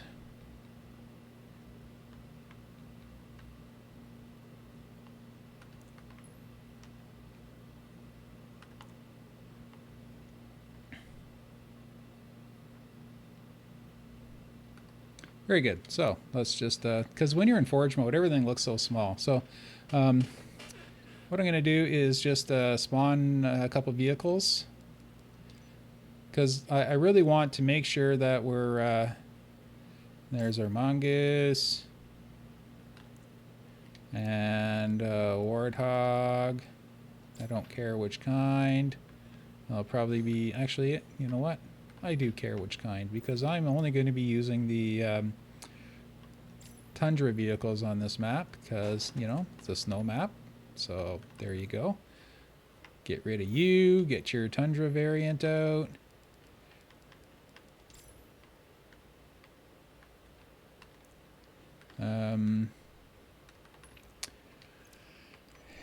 And sure, Scorpion, why not? Because, you know, this map is going to have a Scorpion on it. In some game types, that is. And a Ghost as well. So what I'm going to do is I'm just going to... What also would help is...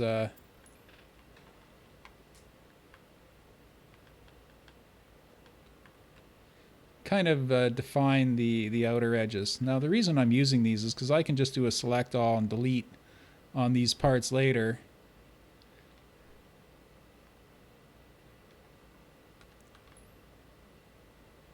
But this just to kind of give an idea of where the edges of the maps are. So you can better visualize it.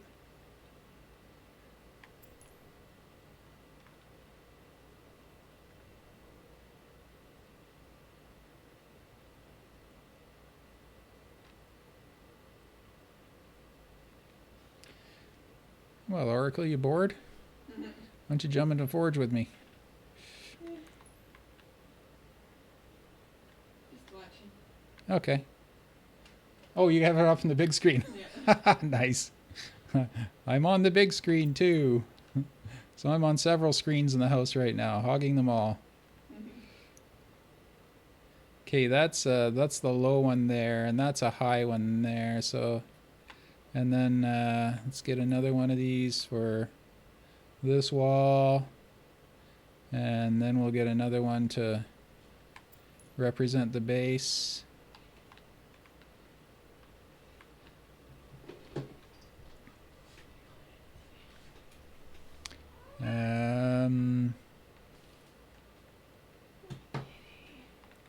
And of course the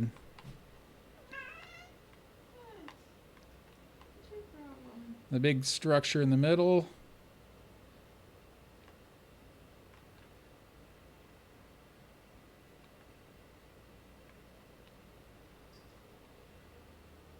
Yeah, let's keep it big. This in no way represents the exact position where they are. This is just to help visualize it, because I don't want to get so far into the build and then go, you know what, this is too big or this is too small. I'd rather get that over and done with right now. Make sure that what we're doing is cool. You know what, that is not right, so I'm going to do this.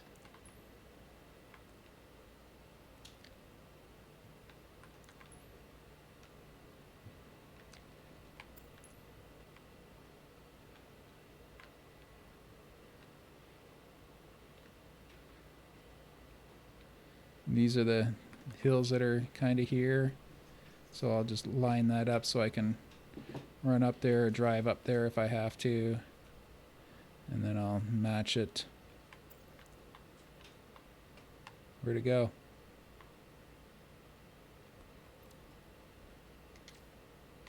Oh, I let it go. I have no idea where it went. It's probably under the map. Either way.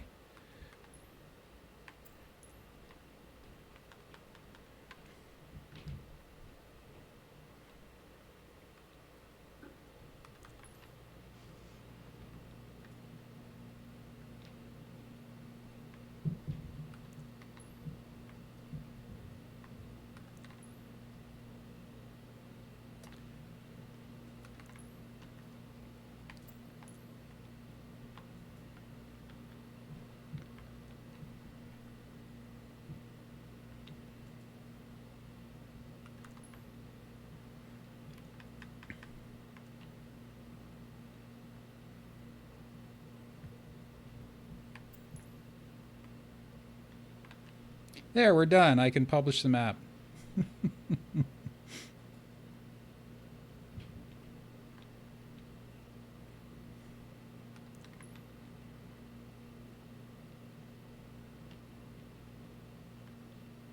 Okay. This is how we will determine how it feels. Now, let me just gonna... Okay, reset my focal range. Hop in a vehicle.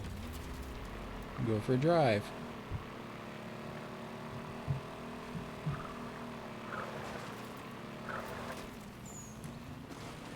Try that again.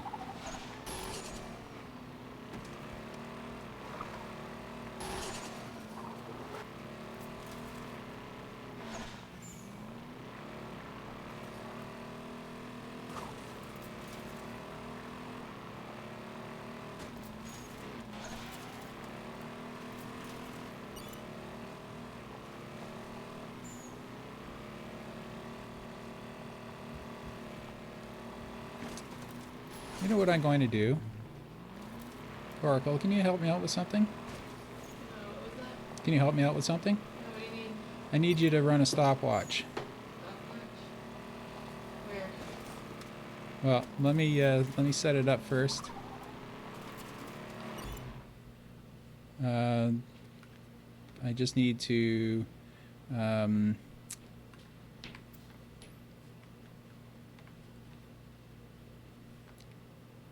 I just need to make it so that I can drive on this thing without bumping.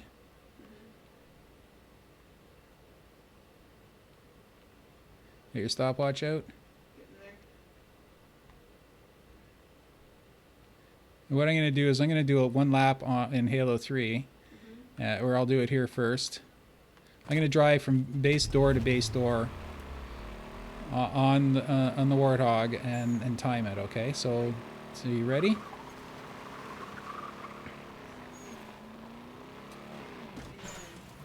Yeah, let me just line it up first. Okay, ready? You tell me when to go. There you go.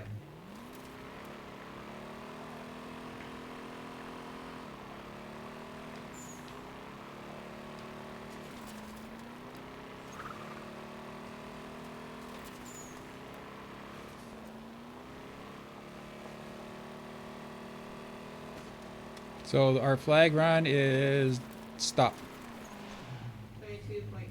22.2. 22.2 seconds for flag run. Okay, let's switch over to Halo 3 and we'll try it again. Okay. Opponent. There we go.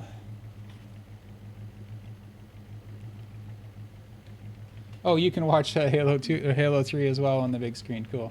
Okay. It's taking me a second to switch over for some reason. I think I have a cable loose. Let me try that again.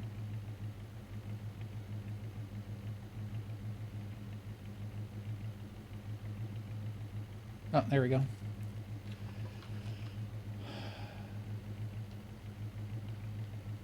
So, sorry, what? How long did you say it was? 22.2 seconds. 22.2. Okay, what I want you to do this time is call out your timing, like every, like just count it down sort of thing, or count it up.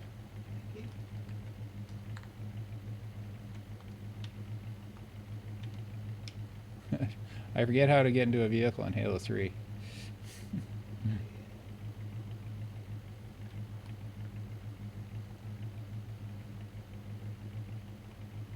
Okay, same place. Yes, directly in front of the base. Okay, ready? You tell me when to go.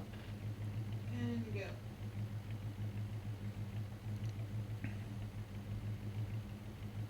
5, 10, 15, 20, 25, 25. So it 26.3. 26.3. So actually, you know what? I was supposed to go through this area here. Let me try that again. And I have to turn off this stupid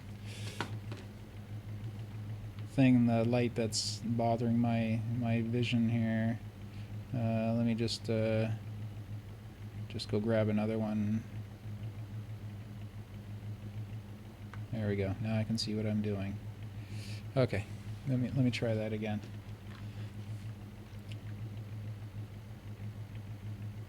So as I suspected, even though the map is bigger, the vehicles are faster in Halo 5. I didn't have the exact same run at it though, so let me just try that again. Okay, ready? You say when. When?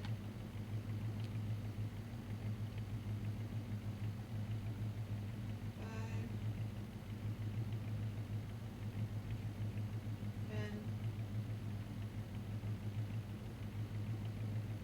15,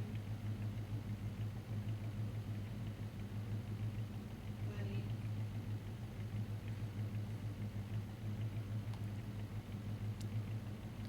So, 25. it's only about 2 or 3 seconds difference. Yeah. Still, that's I don't know. Is that? I don't think that's bad. Hmm. I don't think that's bad. I don't think it's bad either. Not only that, the this had more bumps on it that can slow you down, and I haven't got the obstacles and hills and stuff like that built on the other map yet. But it's still good for a flag run. So as I said, if one's 22.5 seconds, the other one's 25 seconds.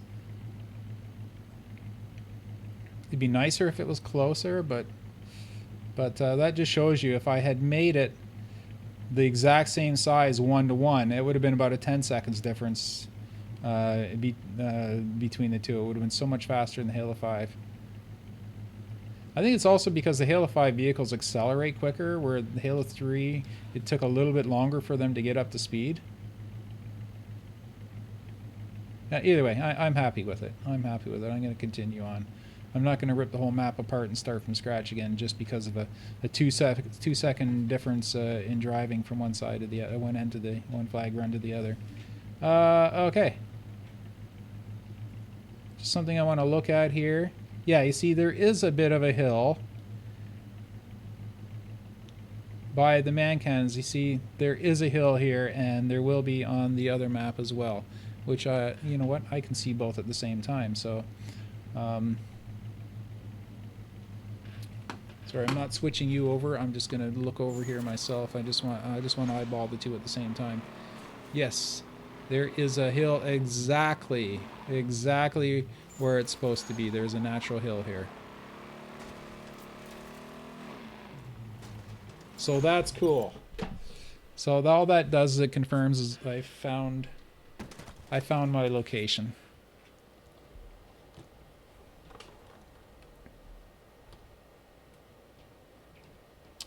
Switch it back over to HDMI. There we go. Okay. You can switch. Oh, you aren't back. You aren't here yet. Okay. So, here we are. This is our actual final location. You know what? I'm going to do that drive again. If I can remember where I put the vehicle. Can you time it one more time then, Oracle? Hello? Nope. Never mind. She's off doing something else.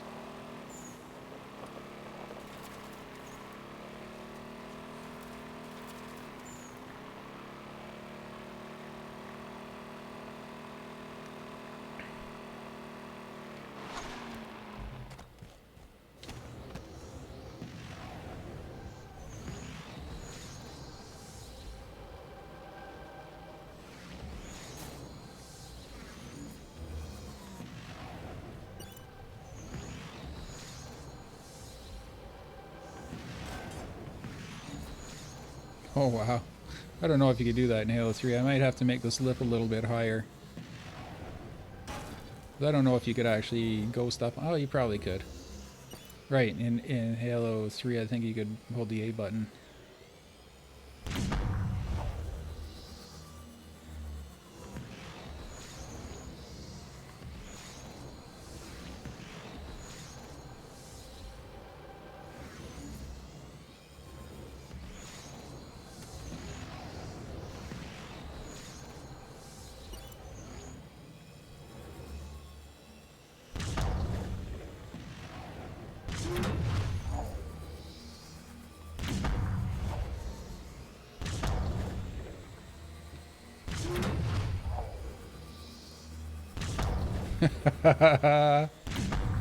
The bounce back works. Charlie? Oracle? Yeah? If you get into a vehicle and you go the man cannon into the base, Yeah? if you just let go of your controller, you get picked up and shot back on the other man cannon. So you can just bounce and forth between them.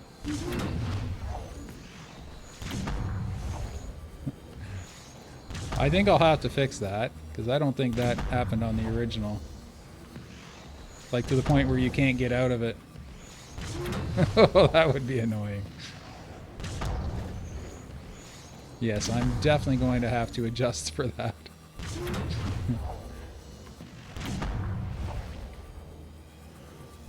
Glad I tried that now. Imagine if I didn't figure that out until after the map was published. That would be silly.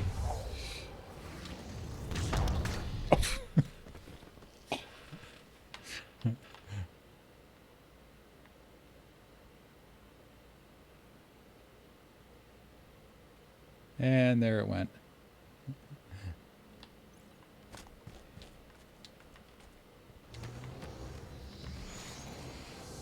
Yeah, I think it feels good. I think the size feels about right. I think I can work with this.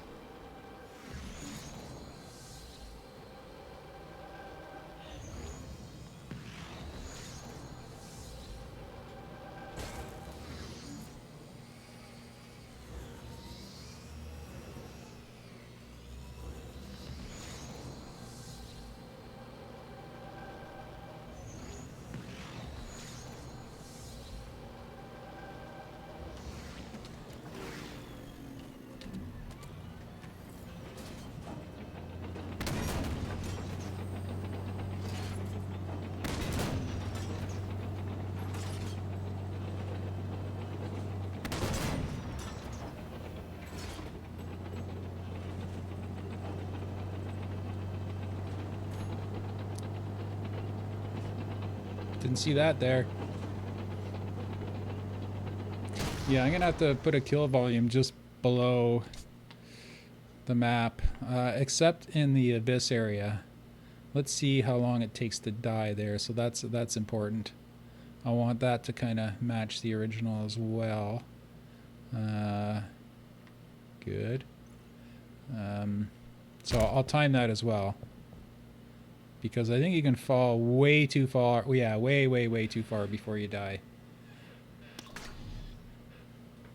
Here, I'm just going to quickly look at the... I won't switch you over. Oh, sure I will. I wish I had a foot switch to switch over rather than pushing the button. There we go.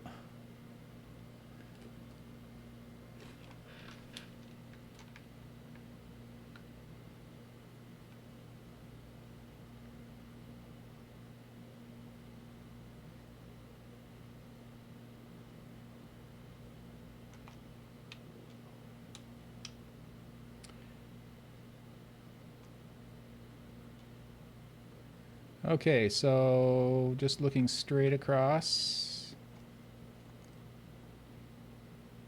Yeah, not very far at all. So I'll make the I'll make it one large common kill volume, which is just below the lowest part of the map. That way I only need to use one for the entire map. And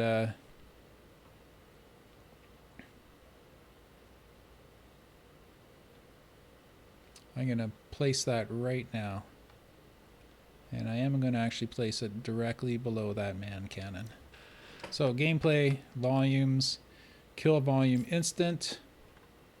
What I usually do with these is I set the top to 0 and only use the bottom. That way you know that when you hit the skull you die. So simple as that. And make the bottom the largest size possible. Now I'm going to place this center map, which is, what did I say, 194? Good enough. 194, and then put it right between the man cannons. Okay. And I'm going to eyeball it to be about right about there.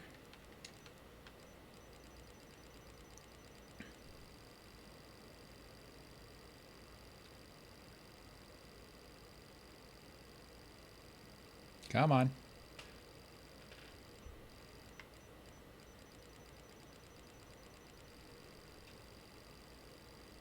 I guess I could have just done it by hand. Not like it needs to be precise or anything. Right about there.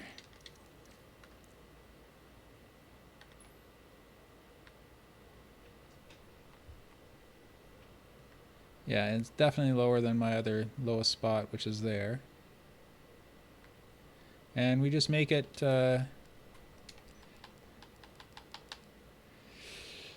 change it to a cylinder and make the radius the maximum. And make sure it covers the entire map. Now you can't see it, but there it is out there. Well, that's a natural kill volume anyway. Well, that just means when you fall off the map here,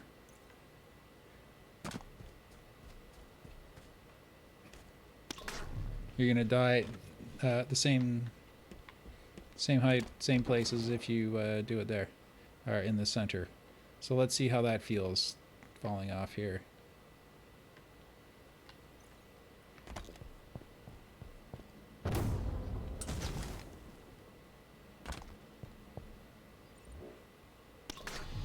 That's about right. Maybe a little bit higher, just a bit.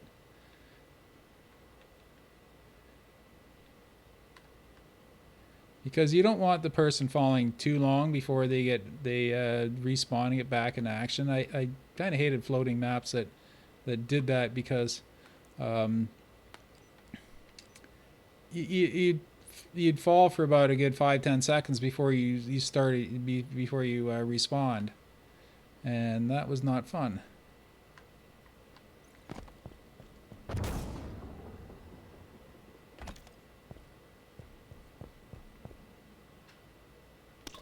Yeah, perfect. Perfect. And what's next? Next, right, drive around on the mongoose, make sure it feels good.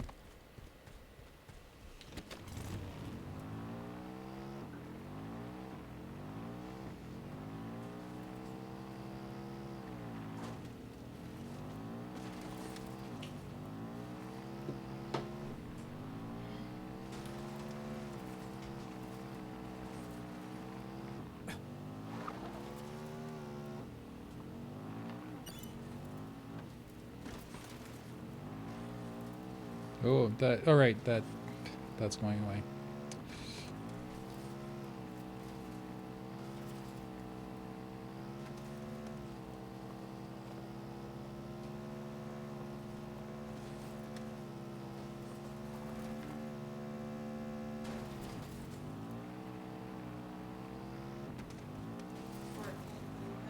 It's 4 o'clock.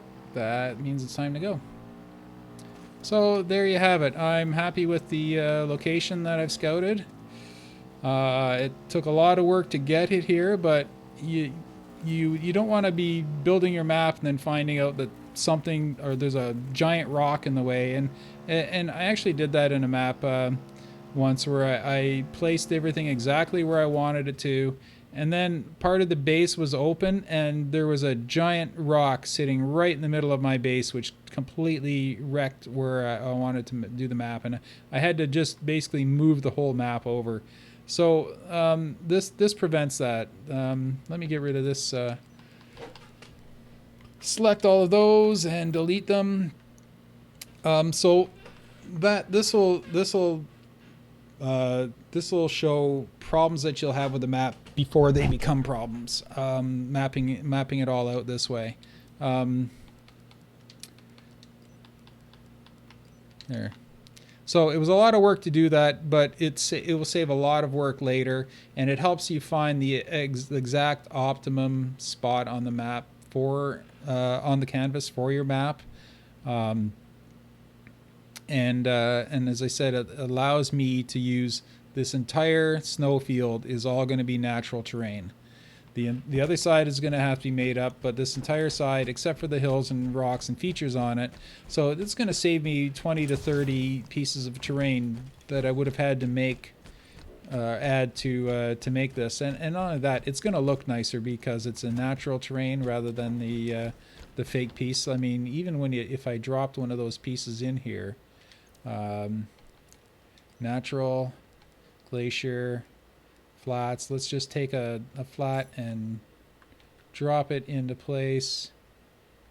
You'll see how much it stands out. A mixture amongst themselves, they aren't too bad, but when you put a piece in mixed in with natural, you can really see it. Actually, it's not too bad. Not too bad at all, but it could be worse. But the nice thing is this entire side of the map, other than the rocks and snow drifts and things like that, we're going to be using just the natural terrain, and that's a massive. That's like a third of the entire floor of the map is going to be natural terrain, and we wouldn't have been able to find this spot if we hadn't blocked everything out.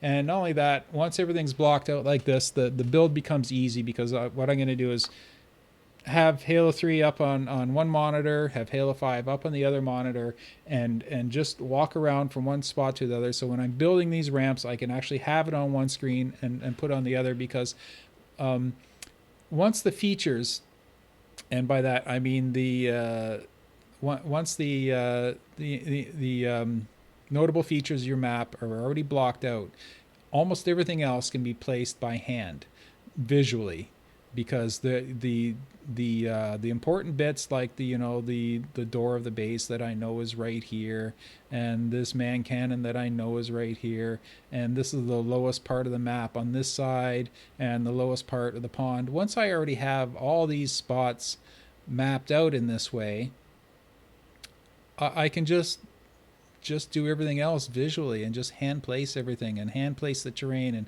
hand place the rocks.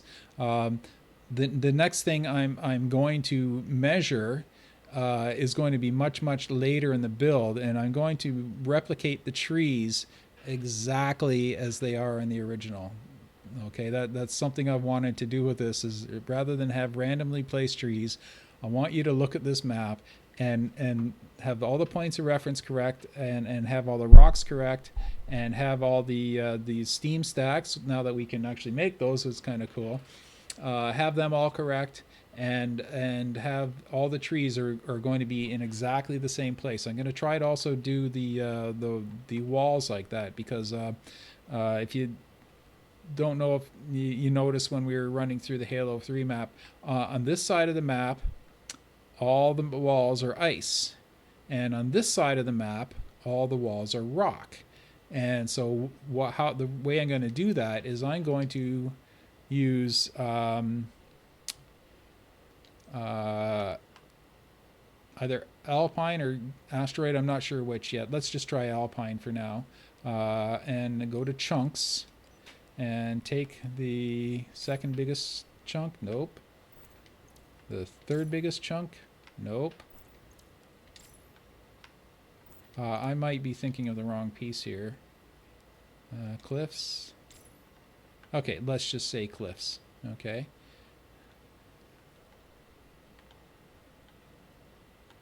What I'm going to do is I'm going to be mixing the rocks with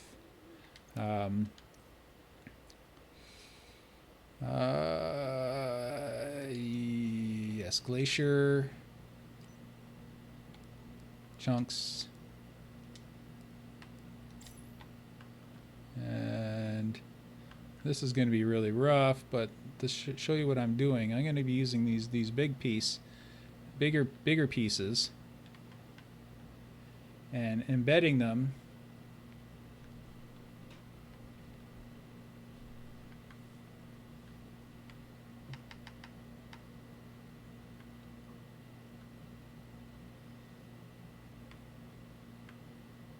into the. Well, it'll look better when I'm done, but I'm going to have that so that there's snow embedded into the. You know what? I did it because it's upside down, but. You can see how I did this on the griff ball. Oh, I'm inside the block. Wonderful. I'm actually inside a forge block right now. Easiest way to get out of it is to change teams.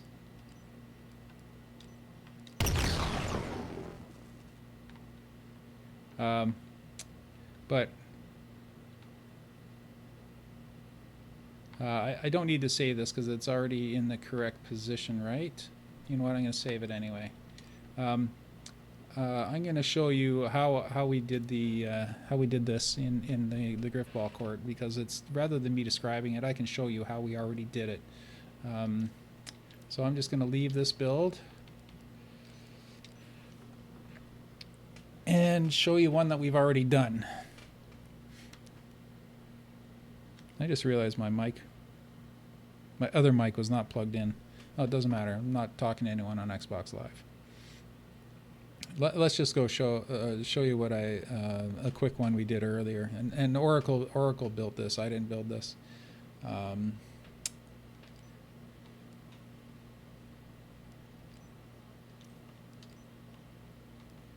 It's called.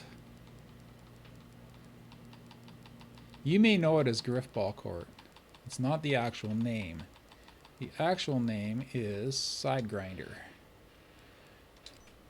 But every time I submit it to 343, they change the name to Griffball Court. But it's called Side Grinder. Side Grinder is my name for this map. But you know what? It's their game. They can do what they want. That's fine. I really don't have a problem with it. I might bitch about it, but I don't mean it. I don't care. It's their gig. I'm just happy that I can be a part of getting some of these maps into matchmaking. Oh, by the way, that's not the intention of this map, is to send it to matchmaking. You know, if it does, hooray. But there's many more maps that are more worthy than a remake of Avalanche for big team. It'd be cool if they considered it, if it was like got to the point where they could, but that's not my end goal. I just want to make this map because it's a map I want to make, and I wanted to make it since I heard about Halo 5 Forge.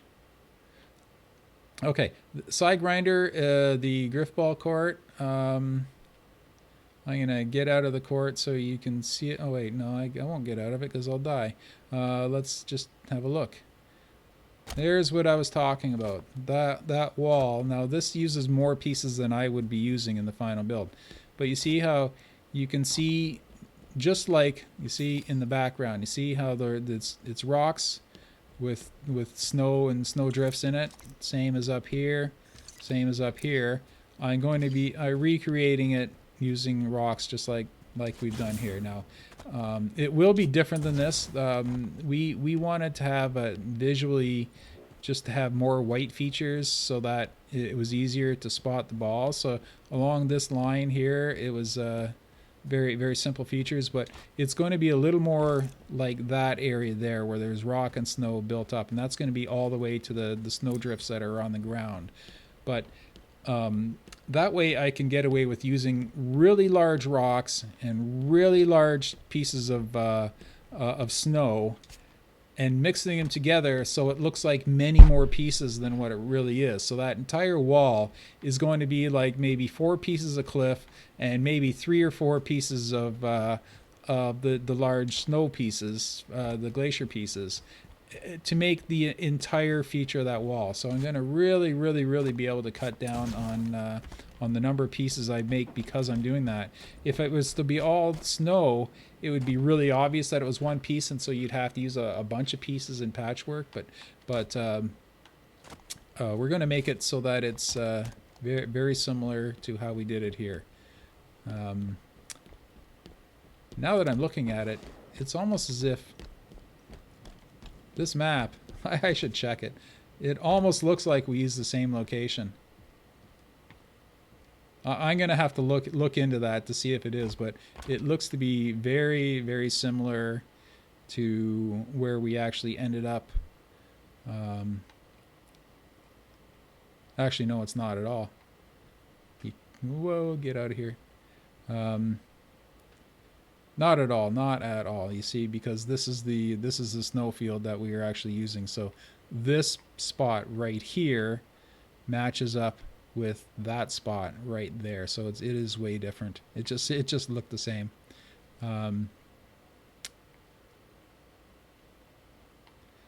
Just show you how I made the man cannons. I'm not going to be making them this way, but see, there's actually a Covenant man cannon under here for the smoky effect, which you can't see from the cord anyhow. But those are the 4 signs. That's not how I'm going to make them when it's done, but that just to show you how I did this. I just think that's way too many pieces for that. I'm going to simplify it, and I'm actually going to be using I'm actually going to be building it out of some chroma pieces, because I like the way they I like the way they look, and I think they would work really well with that. Plus, they're very low on performance. You can see this is just a facade. So is all that. But Oracle made a really nice Forerunner structure. We're going to kind of reproduce it, but I want it to be much simpler. You see, this is all, it's all a bunch of small pieces. We're going to change it up so that it has the same grand look to it, but it won't be as detailed as this. It won't be it won't match the original. Let's put it that way. But it's going to have a lot of the same same size, same scale, and all that. But I'm going to try to make it out of much fewer pieces. Now, if we ended up that we have 300-400 pieces to spare when we're done, and our frame rate's good, then we can make it a little more elaborate, a little more detailed. These here, I didn't even know that was here till the other day. So I was on this map yesterday. I didn't even know I didn't put it there. You didn't put it there? You know what? I bet you Psycho Duck, or not Psycho Duck. Yeah, maybe it was Psycho Duck. I can't remember. But someone, he was helping me with set the cameras. And I heard him say something about, you don't have a Timmy the Whale on here. And I thought, yeah, that's fine. But I didn't know that he actually tucked one away. It was actually hidden right about here, like at the base of this tree. And I had no idea it was there. Until the other day. I was just running around looking at this map to see what we did, but as you can see, this is all just very simple facade. But when you look at it from the court during gameplay with the distance fog turned on, it looks a lot more real than it looks here, that's for sure.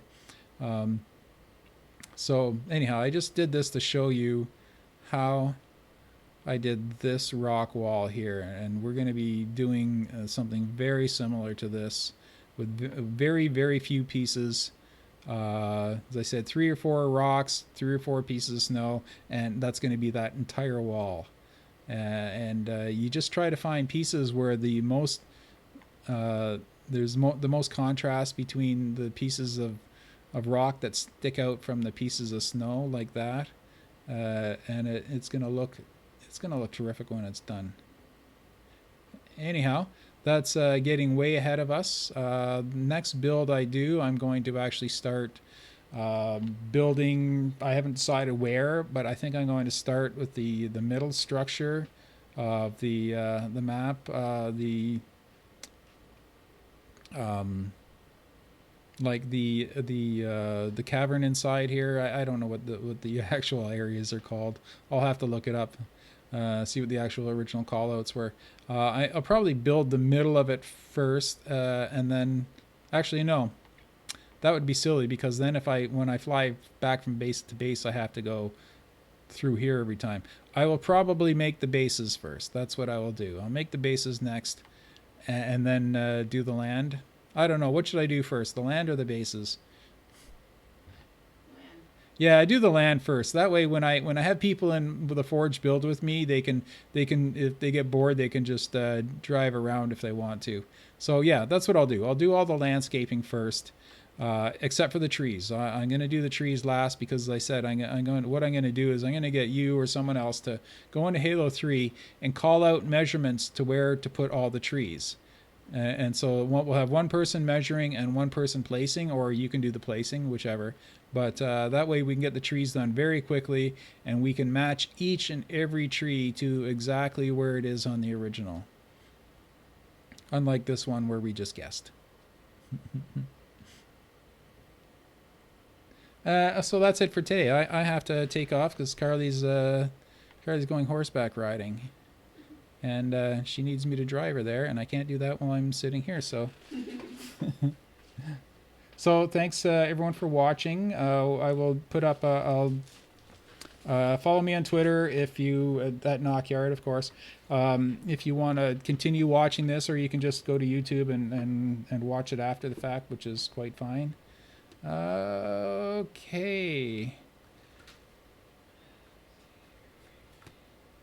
Where is the off button? There we go. Take it easy, everyone. Thanks for watching.